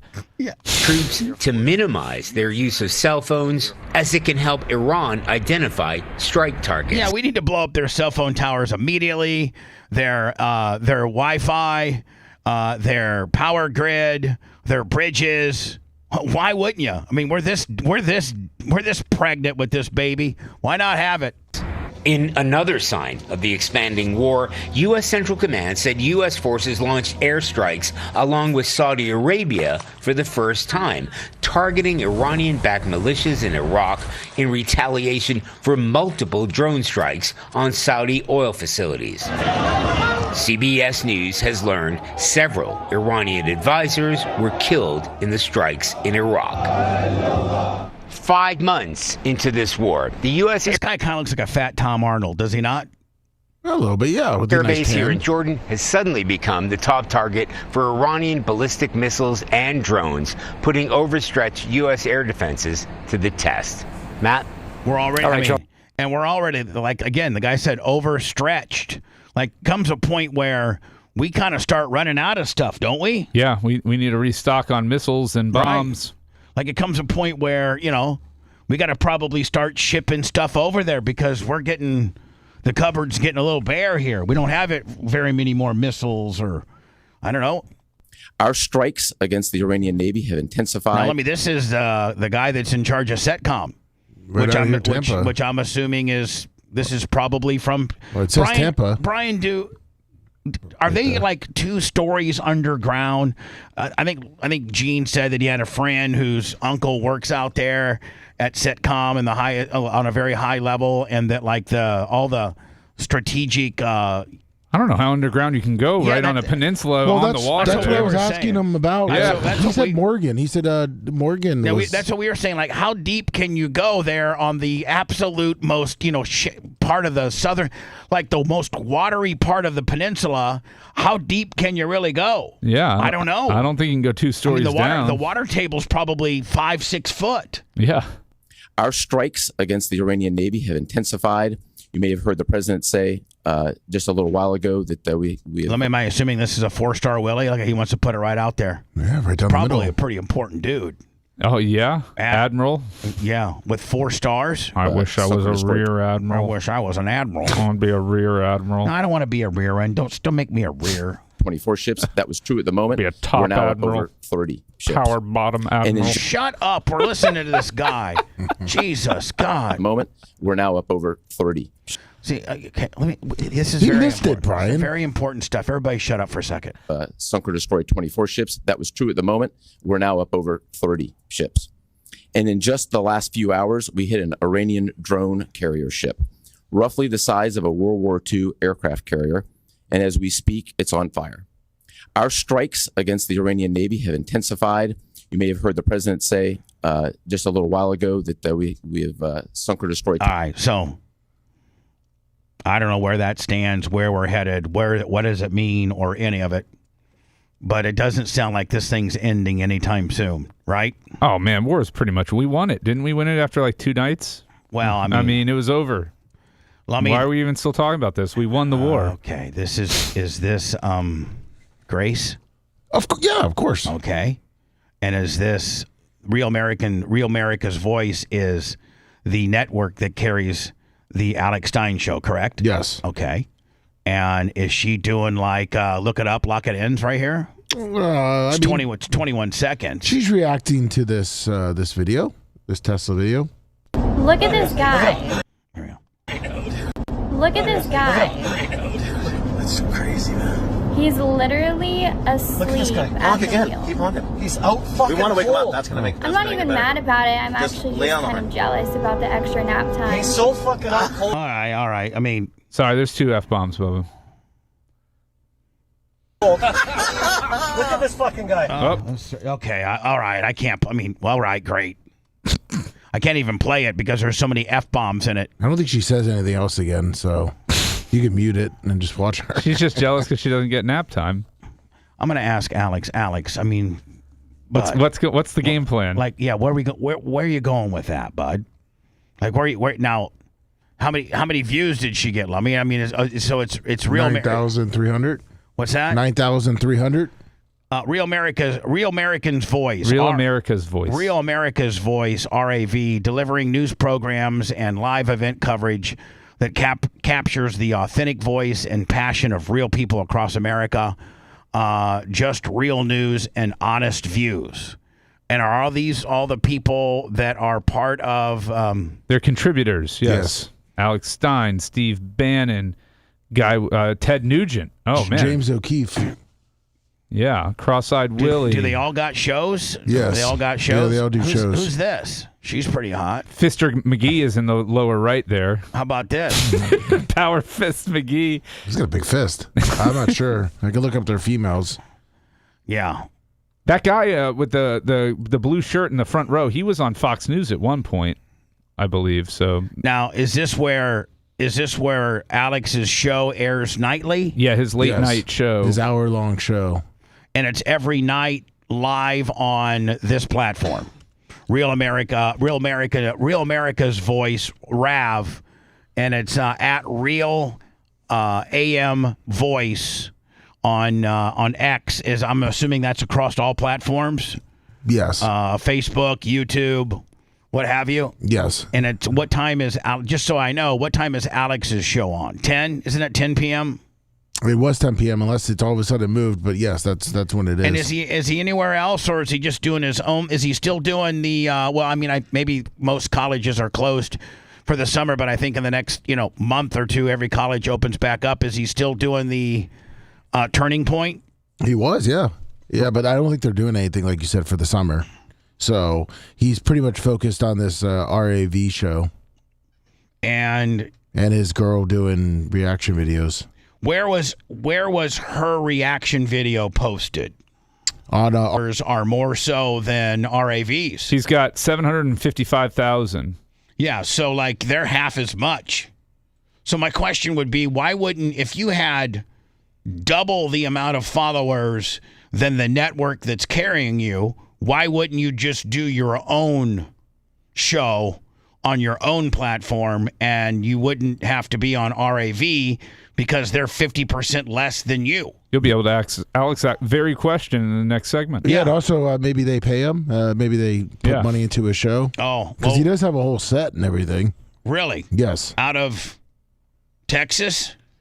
I'm guessing that it's just a green screen. So, yep, I at his house. Yeah. Well, you know what? Well, see if you can find me an excerpt of maybe a talk break that he does. The only thing he posts, that's why I was able to say anything. It's always everything's 59 minutes. It's his whole show on his page. I know, but like if you could just give me one show, I'll just skim through it. Okay. And I just want to see how it looks, what type of green screen they're using. So if you could get that to me, and then we'll have Alex on next. Okay? Will do. All right.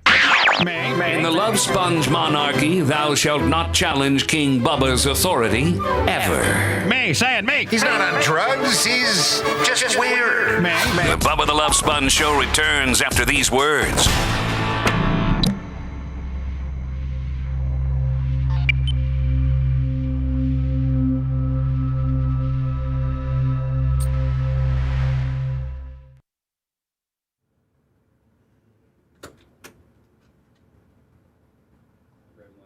the only Anthony Little Tony Fauci. That's right, over one diary intrudes. Bruh. The more you get, the more you want of it. So I gotta.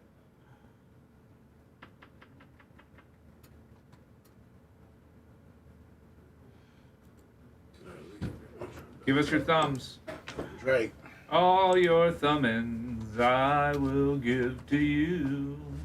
Oil 83 down $1.50. 83. Market manipulation at its finest. It's ridiculous. We're only at 880, guys. Let's get over 1,000.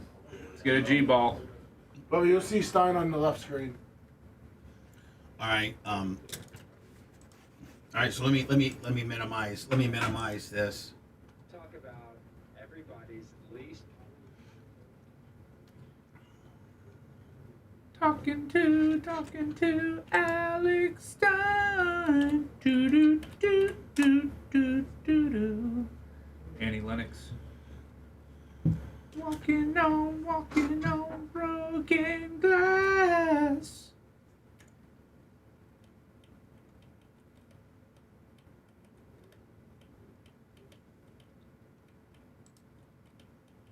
Hey Brian, when I move my neck, I just got straight popcorn popples. Like when I go like this around. Yeah. It just mine just crunches like. That's what mine does. Just straight crunch. Yep. What is that? It's tightness, and it could be some disc injuries there. Gotta get some PRP injections. I mean, it's really noticeably loud. I mean, it's like. Platelet-rich plasma injections. Get some Wolverine blend, some peptides. BPC 157, TB 500. You still doing that? Yeah, I do it when my neck. I try to wait until it gets real bad, and then I'll inject it for a few weeks, and then it makes it a little bit better. Right. I didn't have any luck with that shit. Well, you gotta stick with it and do it the right way. It's tough. I probably didn't do that. It's not a matter of luck. It's science.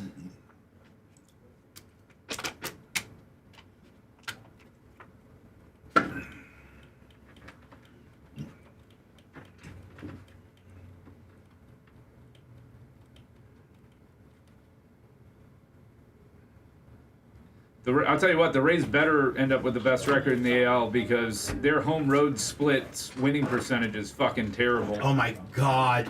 I mean, they're 4 games under on the road, and they're 23 games over at home. Nobody has as drastic splits as they do.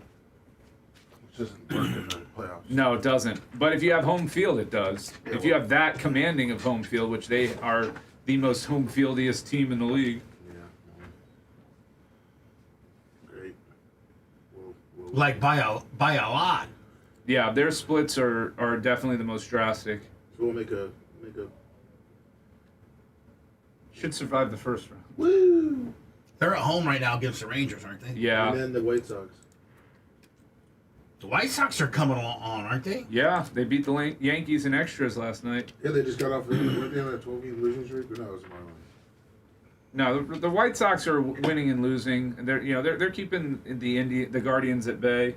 Well, it's in the Marlins run a 12-game losing streak. Yeah, but that was on the heels of a massive win streak. So Do we they're have right at Alex 500. Lemmy? Yeah. Where's he at? The left screen. No, that's his show. That's not him. Macho said if you look to your left screen, he should be up there. Okay, well.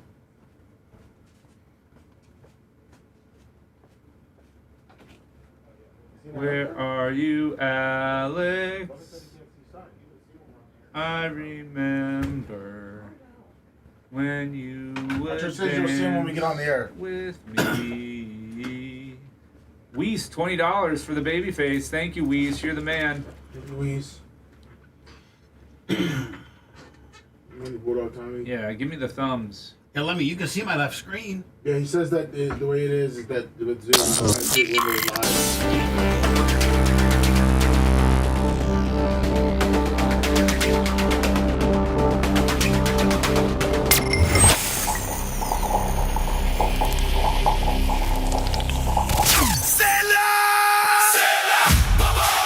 Shield your home with storm-resistant siding from Morgan Exteriors. Take advantage of our special this month. Get 20% off your project plus free installation. Choose from high-performance vinyl or fiber cement siding, built to stand up to Florida's toughest storms, heat, and humidity. Don't wait. Schedule your free consultation today to lock in savings. Visit MorganExteriorsInc.com now. That's MorganExteriorsInc.com. Morgan Exteriors, protecting Florida homes for over 30 years. Chaos resumes. Bubba the Love Sponge. Listener supported at the Bubba Army on PayPal, Venmo, or Cash App. Bubba the Love Sponge. It's the Bubba the Love Sponge Show.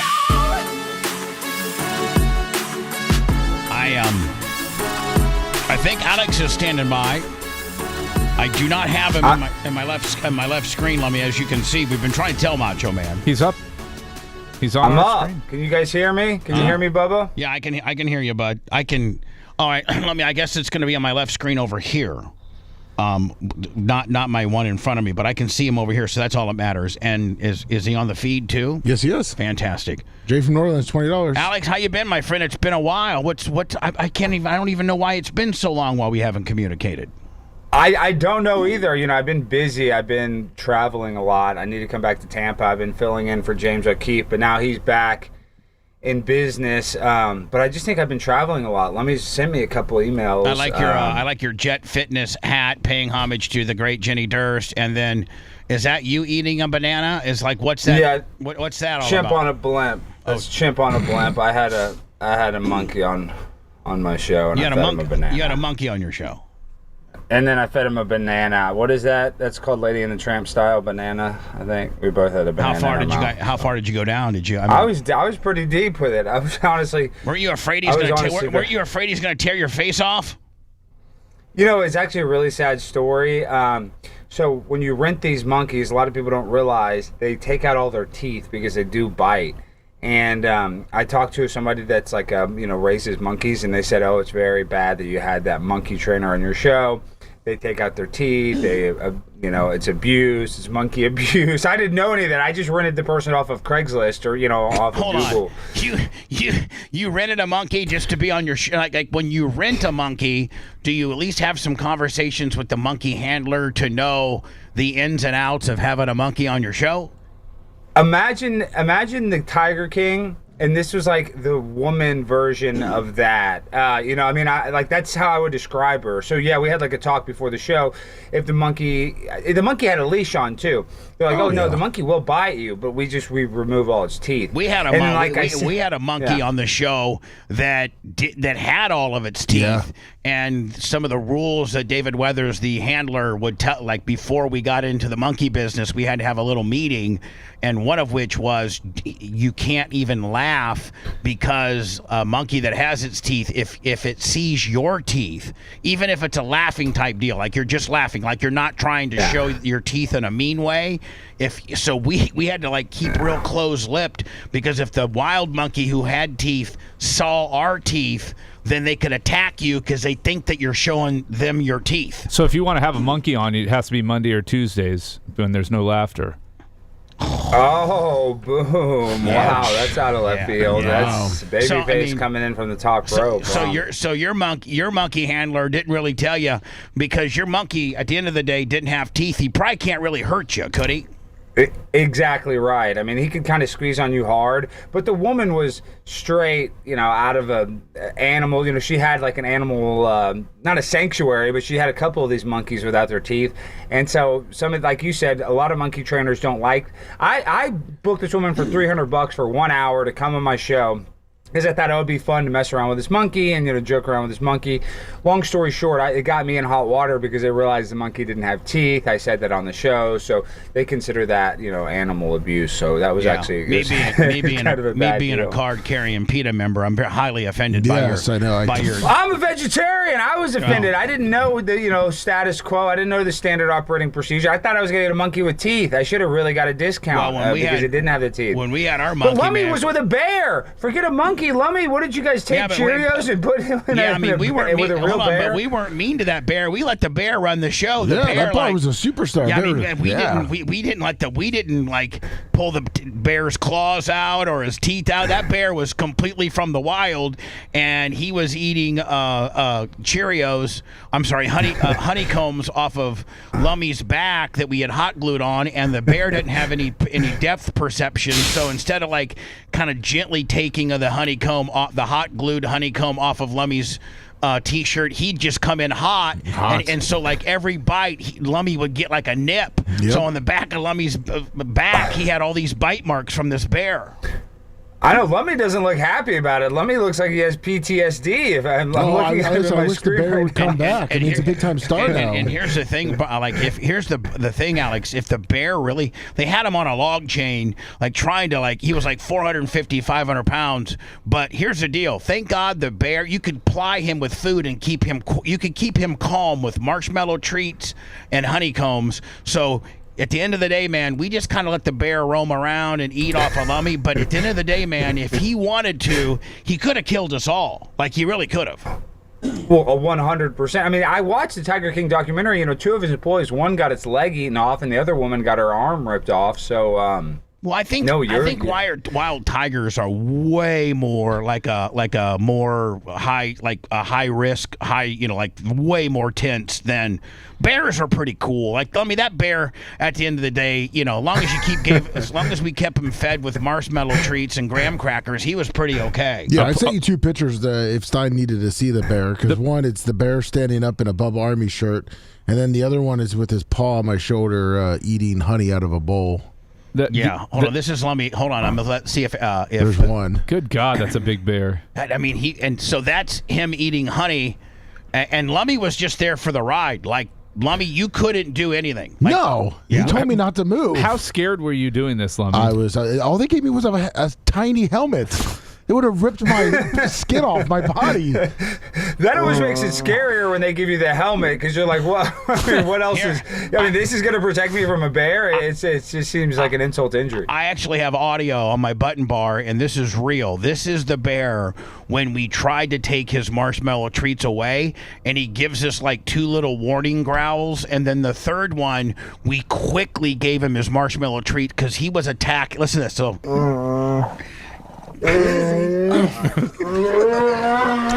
On that third one, we're like, man, quick, give him back his marshmallow. So he gives you two warnings. Here you go. First, second. Here I am. Oh, that was you and Erica last night. Yeah, that was me. Missionary position last night. I'm about ready to kiss. Speaking of missionary position, Alex, listen, I've been doing this a long time. I consider you a very good friend where I can talk very candidly with you. Yes. You can also tell me some things that you observe on what I may be doing, I could make better, or, in the viral world, so to speak. You're the one that got me booked on Tim Pool. You got our ex back. There's a lot of great things that you've done for me behind the scenes based on having various connections and hookups. But so not as much lately, but that's okay. Yeah, not as much lately. Not as much lately. Now that you're so. Twitter was a big one, though. Now the Twitter one was a pretty big one. My Twitter numbers are in the gutter. Alex, Alex, I'm really afraid about how pussy whipped you've become. Oh my God! Everybody say, come on! It's not that bad. It's not that bad. Oh man, dude, she did. Alex, I have to be though, because Grace is an employee of Primetime 99 Enterprises. That's convenient. Well, it is convenient because she can edit and stuff. She's a very good editor, and listen, that's a skill that I want you to know that I don't come from a position of not caring for Grace and happy for you that you have found somebody that's got you so pussy whipped that it's it's next level pussy whippedness. But I'm there's nothing against. I love the girl. The little bit of interactions that I've had with her, she's sweet as hell. She's very, very, very nice. She's easy on the eyes. But man, Alex, you are pee whipped bad, bud. Well, I mean, maybe a little bit. I mean, I do tend to put the pee on the pedestal. that is one of my character traits. I do, I put these women on pedestals. That's just the type of guy I am. She's not on the pedestal. You got her carved into Mount Rushmore already. My Lord. I don't know about all that. Listen. She wanted to invest in herself. She had some money. We split the price of some Diacos. Buy one, get one free. It's not that big. It's not that big a deal. I got money in the bank. That's not that big a deal. None of this comes from a position of what she has done to make her breasts look way, way better. And none of this comes from a plastic surgery perspective. This comes from now she's doing reaction videos, and you're incorporating her on the show. And listen, I've been doing this long enough that when you start doing that, man, one of the downfalls with Heather is when she had her own T-shirt and she started kind of smelling her own flowers and what have you. So I'm just saying, I've been doing this a long time. I've had some successful relationships and some unsuccessful relationships, and a lot of times the unsuccessful common denominator relationship issue is when you start putting them on the air. Well, first of all, go on, take the Diacos and run is a true life lesson. I agree. That second song of gives all, you nightmares. Let me give you some tips, man. Treat your woman like crap and keep her off the air. Those are the two keys to a happy relationship. No, don't treat her like crap, but certainly just keep talk her down to her. Keep her off the air. They do say no e-girls. That is a rule. You don't want any e-girls. You don't want any internet girls. And Grace is trying to be, kind of an e-girl. That's a red flag. But I agree with you guys on that one. She's developing. You didn't meet her as an e-girl. She's developing her e-ness under your umbrella, so to speak. Yeah, but really, I am worried that she is a cop or something, because now she's on my emails. She's responding on my emails. What? You gave her access to your emails? Oh, man. To my emails, yeah, because she's my assistant, so she has to have my emails. Yeah, so bank she's account, doing the checking account, everything. Let me just. And she does have a card, of course. She has a card. Let me just do let me do a general question to the people that are in this room right now, namely Lummy and Brian. Okay, and this question goes to both of you. Would either one of you ever have your wife or your significant other as your assistant at work? No. That's a recipe for absolute disaster. Let me reiterate what Brian said in a very sarcastic. No, are you kidding me? That's a terrible idea. That is instant divorce in a month. Less. I tend to make impulsive decisions. One thing I will say, I really can't argue with you because I've been paying this illegal from Honduras. We just fixed up my total kitchen. I got a new sink in my kitchen. We got, marble covering, so it looks like we have marble. You used to my kitchen's totally redone. You used to be a bachelor and you could care less about that 1986 Corian, but now that you got old girl, now you're going with the marble, the remodel of the kitchen. She's got her own reactionary videos. She's got access to your email. How many of the cats are gone? How many of the cats? No, she wants to put them in an apartment. That's one issue that I will not bend on, because now they peed in her suitcase multiple times. Yeah, because they don't like her, because cats are good judges of character. Yeah. You got to move on. Some of the cats like her. I just have a lot of cats. That's the problem. How many cats you have? She's got 9. We have.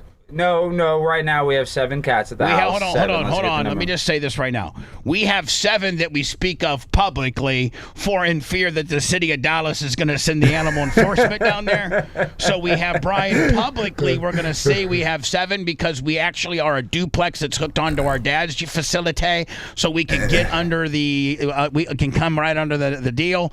But privately, it's closer to 9 or 10.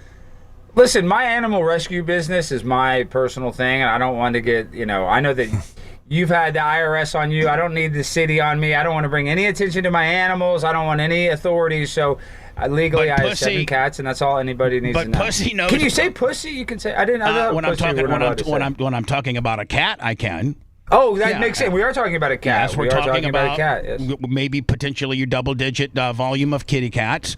So yes, I may say the word pussy as I am in speaking about a cat, but Pussy knows chicks, so to speak. I wanted to say Pussy knows, but the second one would be in the connotation of a vagina, and I cannot say that. P, yeah. So hold on. Pussy knows vagina. I can say that. One is the pussy is a cat, and the vagina is the woman living in the home. And those felines know that there's just too much there's just too much of this going around. Well, and they're interdimensional. They can see stuff we can't. And they've already peed in her suitcase, which is like, listen. They peed in my suitcase, though, and they love me. I mean, what am I going to do? I mean, they go pee in places before we're about to go on a trip. I sent you they get mad. A picture because it looks like Stein. Did you just go on the Tim podcast? That's Tim Pool. Yeah, Tim Pool. That's George, and that's Congressman George Santos. Yeah, we were in D.C. I was just on Tim's show. I will tell you this. Those Diacos look strong. Those are pretty strong. They're strong. They're strong. They're quite strong. They're strong. They're quite strong. Well, they're so strong that they actually have a spell on you. Like you got a spell on yourself. I mean, they've just left you senseless.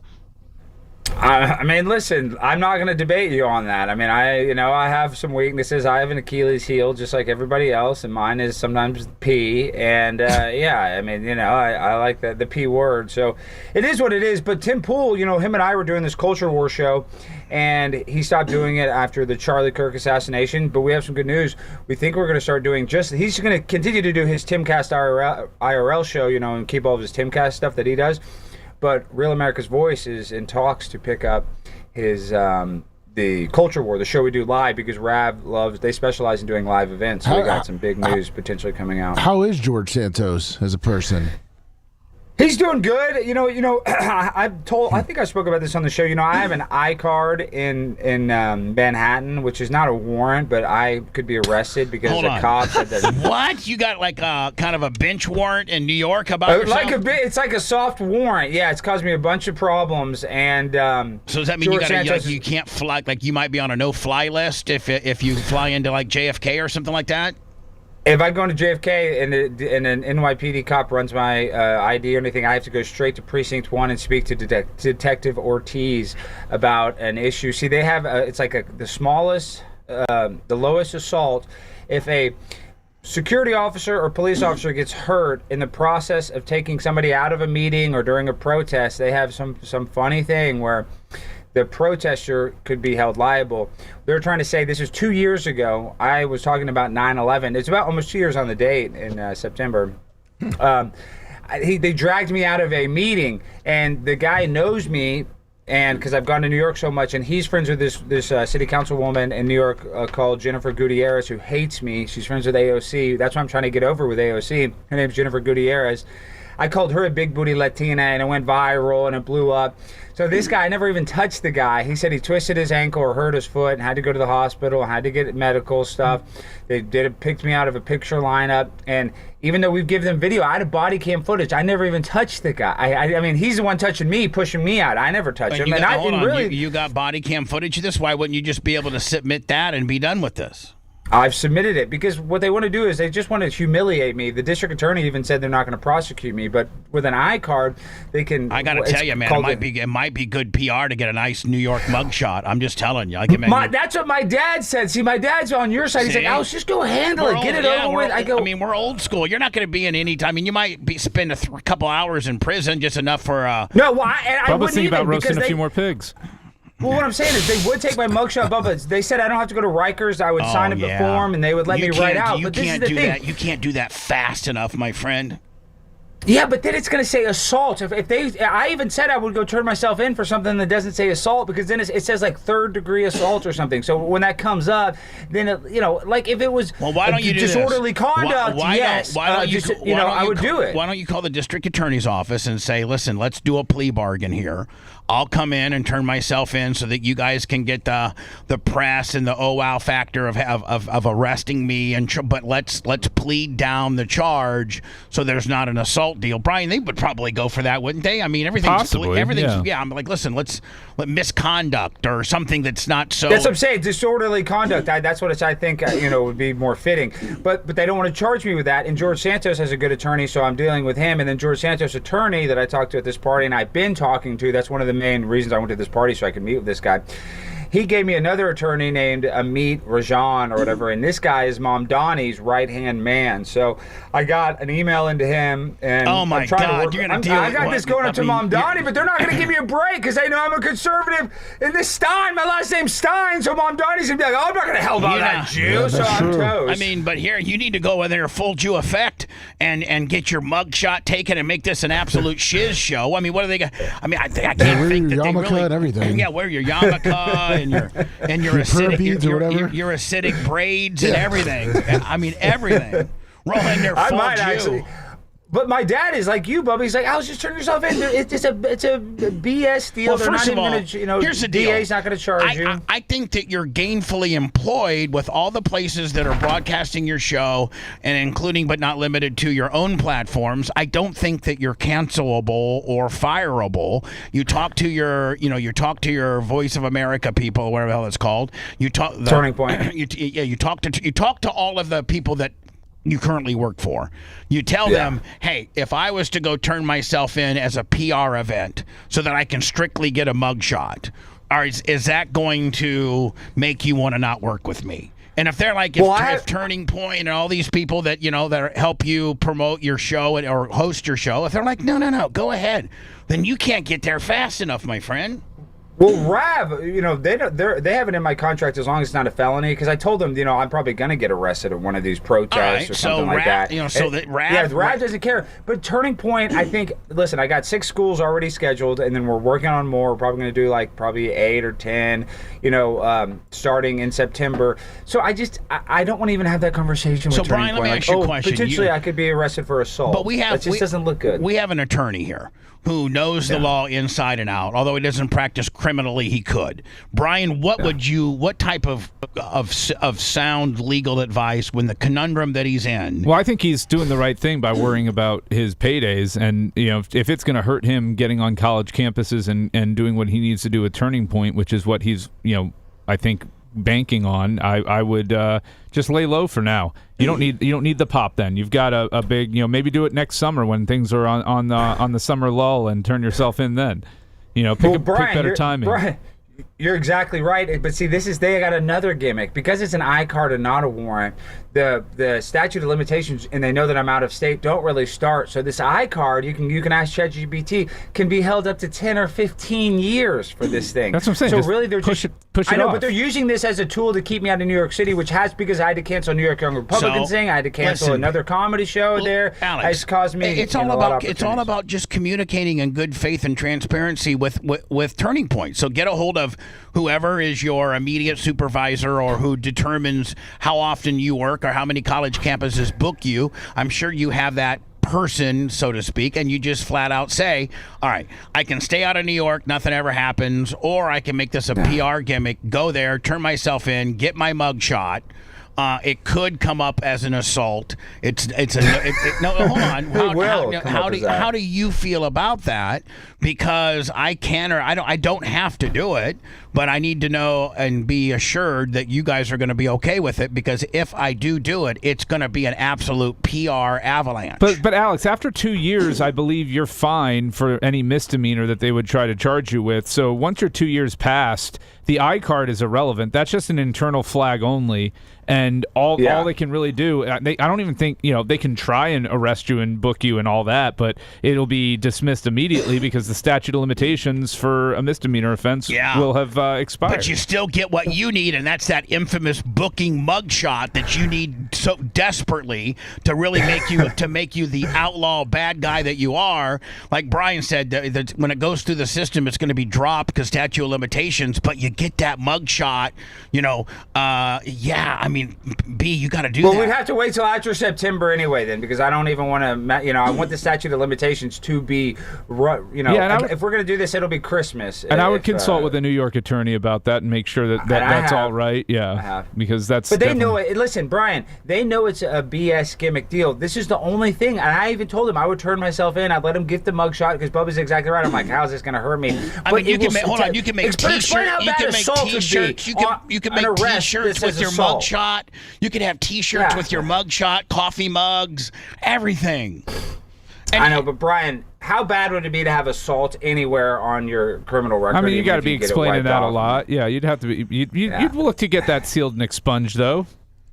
We got people that's for true. that. Yeah, we but got this is people the for that. internet lives forever. Then they screenshot that I'm on campus at whatever, University of Texas, and like, oh, did you just get arrested for assault? Hold on, hold on. That leads to unbelievable content with you defending your position. Be like, yeah, as a matter of fact, for an uneducated dumb ass like you that believes everything you say, yeah, you do have a screenshot that says assault. Did you realize that got sealed and expunged and dropped 100%? If you were to dig deeper, you dumb ass, you'd see that I was not charged with assault. But no, you're a knee-jerk Willie. Get the hell out of my face, asshole. Bubba, I think I sent you the video of when this assault happened. Stein, is it with the guy with the bald guy with the beard? Yeah, the bald guy with the beard. He In the hates elevator? me. I know his name. It's like Delgado. In the elevator, yes. It's Yeah. a famous video. And I never even touched the guy, but he said he hurt his 359, foot. Bubba. What's that? Or 359. 359. Okay, hold on. Here we go. Stand That's when by. you get escorted out. Here we go. So let me turn the volume up here. So, yeah, and some of the cops that are like me, it's that bald guy, that guy. That guy said the guy with the beard is the guy that's, You and I think you assaulted? see more. Bubba, it's the whole way. The whole thing's the bald guy. Right here? No, like the whole way. The whole rest of the video. Yeah, you see that bald guy. Get off my arm.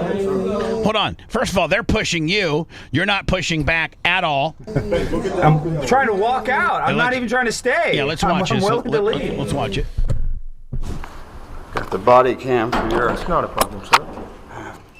Get off. Sir, please enter the elevator. off my Sir, side. enter the You elevator. see No what one's he's trying to touching you. do? No one's touching you. You know what he's trying to do? No one's touching you, sir. I know, but He's like kicking my foot right there onto the but elevator. you're trying to That's why I step on said my he hurt foot. his You're foot. trying to be so slick. You're trying to be. When I walked in the elevator, so quit trying to play stupid. I know you are stupid, but why don't you try to play like you're smart for 5 seconds? 5 seconds. One, Yeah, two, three, four. trying to touch me. Listen. Anything else? Yeah. It's very Yeah. original. It's material. pathetic. He was walking perfectly fine what there. you Yeah, Walking hold on, Brian. perfectly fine. Hold I got on. this all on body cam. He never limps once. Alex, I don't know why you're so afraid. Like, I'd sue. I'd let them do it, Alex, and then sue him for malicious prosecution. yeah, Alex, get a payday, kid. That's what we are going to do. And as a matter of fact, we are going to file a federal lawsuit challenging the iCard. But then, because I have a crazy attorney that's what he does. This guy, John Gross, Jewish guy, great guy. But we just settled with them on that because they illegally kicked me out and they paid me a settlement of $15,000 and I had to split it 60-40 with my attorney. I got a nice little payday from that exact video Doesn't because they took me out. Doesn't that admit fault, Brian? If they paid him a settlement on this particular situation, it completely exonerates. I mean, him, doesn't settlement it? isn't an admission of fault per se. It's a resolution of a disputed claim, as the release likely says. But I think you just got to find the best way to capitalize this and time it right and make sure you're legally sound in what you're doing. Well, I think December will be the Maybe first have your time girl handle it. She seems to handle everything else around here. Yeah, Send her I don't big- know. Well, she's going to deal with the bail bondsman and the attorneys. But see, that is the one good thing is they keep telling me, but it's hard to because I don't talk to him. I only let my attorney talk to him. I haven't talked to Ortiz. I haven't talked to. I think that guy's name is Delgado or something. He has some sort of Spanish name. I forget what it is. The security guard. I haven't spoken to anybody. I haven't reached out to him. Because I don't want to get some other charge. Intimidating a witness or something. Alex, let me ask you a question. Is there any other video that exists besides what we saw? Oh, yeah. That's edited down. I have the full body cam footage the whole time, the whole Willie from when I get kicked out. That's why we were able to win the civil suit. I had it all on camera that was edited down a little bit. So let me ask Brian a question. How can he have won this or settled the civil suit to his favor, and they still have some type of assault charge on him? And he has the video. He settled the assault charge. How can that? Because it's about harassing him. It's not about justice. It's about harassment. Yeah. And so that's what they're looking to do. They're vindictive. It's corrupt. I'm just telling you, and I'm not, I am a conspiracy theorist, but I am being targeted by the New York Police Department. They were in that elevator, and this is what doesn't make any sense. Brian, this is the big smoking gun. If I did do anything to hurt him, there was 10 other police officers, NYPD, that were at that meeting. Why didn't they arrest me at the meeting? Because if he gets hurt, if a protest, the statute of the law is if a cop or anybody gets hurt messing with a protester, it's immediate arrest. And then none of those cops arrested me. And then he went a month later and said he went to the hospital and showed him a hospital bill. Then they got like pictures of me and supposedly picked me out of a photo lineup. And that is enough to get an investigation card or whatever, this I card, and cause me a big headache. But the district attorney's not going to charge me. My attorneys talked to the district attorney. They're not going to. They don't even charge drug dealers in New York City right now. They don't. You can deal fentanyl. So what are you afraid of? I don't want it on my record. I don't want people showing a screenshot Willie like Steel Toe Morning Show every day, showing his mugshot. And you know what I mean? You know how they, it's embarrassing. They show those people's mugshots, and I don't need all that. I don't want that. I don't want them to have that. A little bit I am. Listen, I'm not macho like you guys. So the statute runs out in September. 2 years. Yes. All right. Well, then at that point, probably changes the game a little bit, maybe. Yeah, I think so. Well, and that's why I'm just staying out of New York City, and I have not been back to New York City since that video. And it's cost me a lot of podcast appearances. It's cost me some speaking fees. So the $9,000 that I got to keep from the settlement, really, I'm less than I would have made more if I was able to go to New York City over the past 2 years. So really, that's just a consolation prize. I'm not even happy about that. One last question: Why are you doing? Why are you on Rav when they have half as many followers as you do personally? I mean, Rav's great. No, Rav's great on what? On Twitter? On Twitter, they're like 465, and you're like 800. Well, I got them to hire Tim Pool's social media guy, and we kind of poached him. And so we really got a new social media strategy. And what's been hurting Rav is that they consider it Google. We can't have ads on Google because they rate us as a political thing. And one of our social media experts, they're going to get it where now we can have full ads, and we got our page, basically fully back. So that's going to help a lot of our social media channels, because if they have it where it's like you're however they diagnose your channel, if it's like a political channel, they can't put certain ads on it. Right. And we are political, but we're a news network, and we're getting our news. They have our NewsGuard rankings very low, and we're getting it where they're raising our NewsGuard. Brian, you got one last question? Well, I was just going to be a bit of advice. When Grace is doing reaction videos, she needs more reaction to the video, not just 3 seconds of her talking and then the video playing itself out, and then maybe smiling awkwardly. And maybe to be fair to Grace, though, that's what everybody does on those reaction videos. I mean, yeah, maybe she can be a little more expressive with her face. I'm like, but that's what everybody does it. Everybody does those reaction videos. You get a viral video that already has 1 million views, and look at this monkey stealing the sandwich from this guy's hand, and then you just show the video, and it gets tons of views. Well, you haven't seen Lock It In. I'm doing Look It Up, Lock It In. That's what I'm doing. Yeah, I know. You should be. Yeah. Everybody should be doing. Babyface should be doing. Law firm. You should be reacting to personal injury cases. Lummy should be reacting to bears with other dudes. I mean, we should all be doing this. Bears and dudes. Yeah, that doesn't sound good. Real America's Voice, Rav. You can find it on all platforms at Real AM Voice on all the platforms. Alex, what time's your show? 10? It's at 10 p.m. Central, but every Vizio TV on Walmart, we are the third news channel. So if you guys get a Vizio TV from Walmart, you're going to see Rav right there. We cut a deal with Walmart. Did you know that? We're on every smart TV and Dish 218, channel 218 if you're a Dish customer. Did you know that Video Killed the Radio Star is now available on Tubi? I did see that. That's why he came on the show today, Bubba, to promote that for you. He did. No, but I bet it's going to do well on Tubi. I did a movie where I had a couple lines in a Tubi movie with Charleston White, and the movie ended up making some decent money because Tubi picked it up, and Charleston White, you need to get him on your show. And I'm going to be in Tampa soon. I'm planning a trip out there. Can you help? Jane Castor. I gotta get out of here. But you got something for Jane Castor?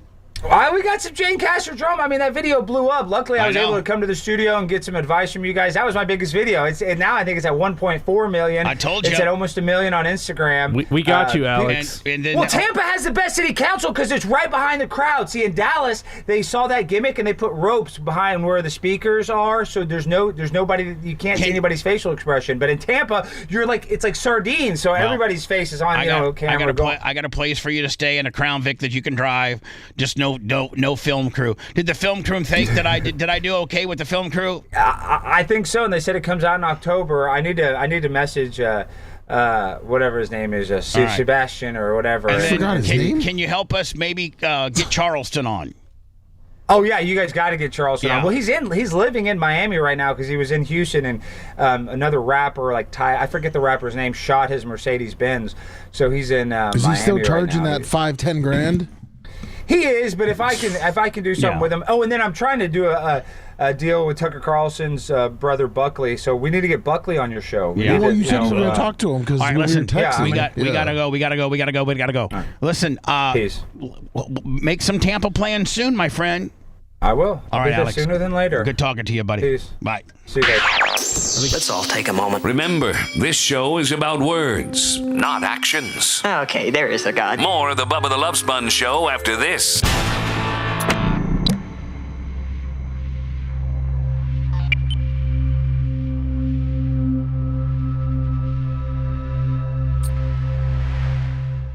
His brother went. Not good. Yeah, he had to talk to his brother. We haven't heard back. Okay, yeah. You know what, Brian? I don't know why the fuck Tucker has a problem with me. Like, I just don't understand. Don't you have his number still? Yeah, of course. Fucking call him. He won't pick up. I'd leave him a voicemail message, shoot him a text, say, Tucker, I'd really like to talk to you, man. Man to man. Just make sure you write it in Russian so he'll look at it. That's pretty funny, actually. If I actually get a response, I'm doing it wrong. You are. Nostrovia! Comrade Carlson! We have turned a new leaf, comrade. Wicked 321, 61 months. We will pay you handsomely in rupees if you do our show. Come on and talk about the bricks. I'm just going to basically come back and promote Deadly Intentions here in a few minutes. Ted, Say yep. goodbye to Brian, and we're out of here.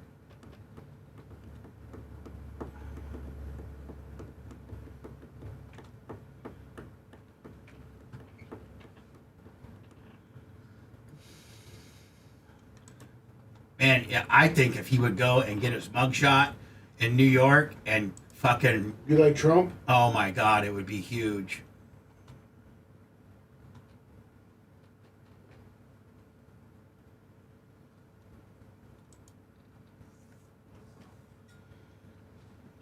Dropping the balls, 9. How's business with you, B? Good, man. Things are going well. How about here? Everything going good? We did Yeah. okay with the money today. Yeah, we did. Yeah. Could have done a little better, but where are we at with the thumbs? We got 3 minutes left of this break, guys. Where are we at? Where you at? Hold on here. Let me see. 973. Come on, guys. Push us over. Yeah, come on, guys. Don't do Brian like that. Oh, sorry, rubles.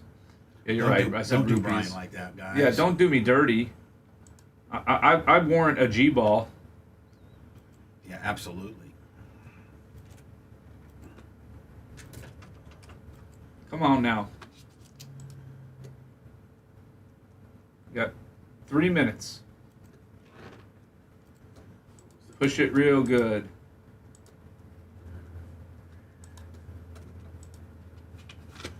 Vote early, vote often. Dirt Merchant $2, really, thank you.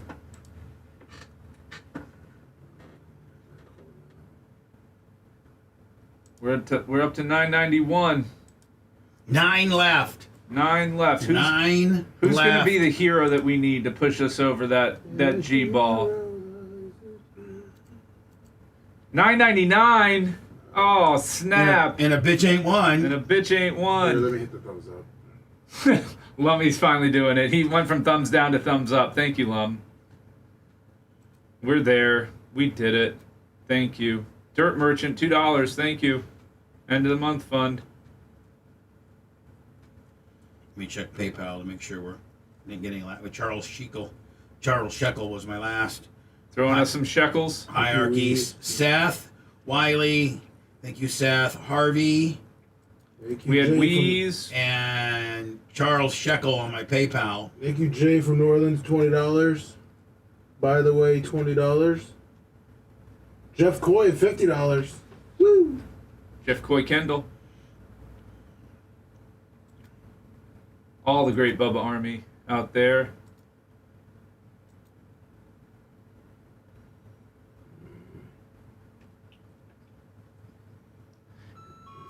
Then a hero comes along with the strength to carry on, and you cast your fears aside. I'm going to say this song, and it's going to be stuck in your head the rest of the day.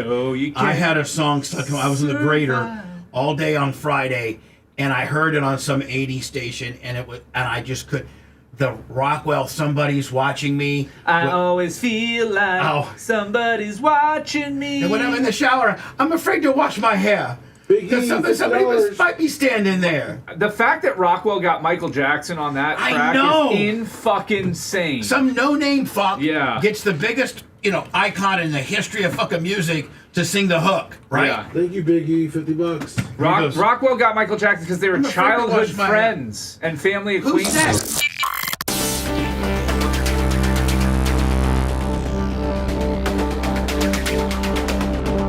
I always feel like somebody's watching me.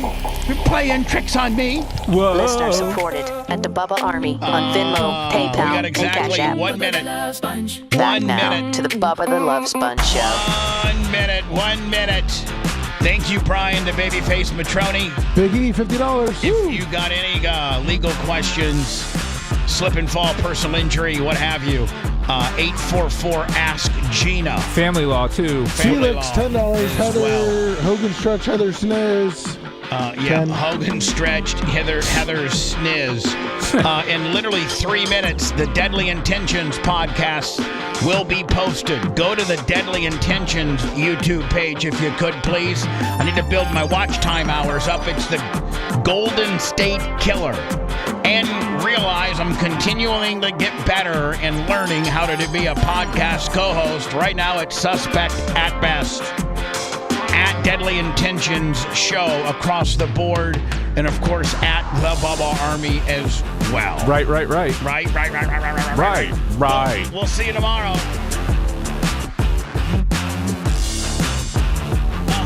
Supposed to fire at 57-37, Macho Man. Don't know what to No, 58-10.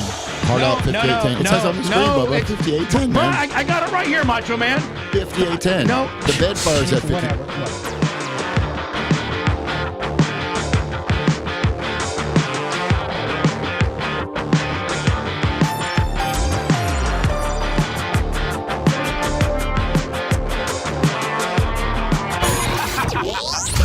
Thanks for letting me finish. You've been listening to the Bubba the Love Sponge Show, starring me, Bubba the Love Sponge, co-host and show historian, Lummit. It's Brian Matroni, king of counter program. Gene Lasker, voice of the people.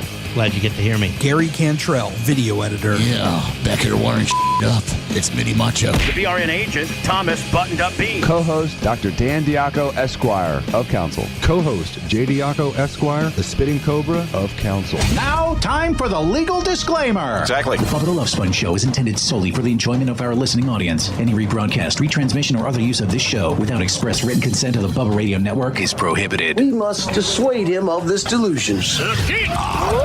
Until next time, always remember. I'll repeat hello. I'm back.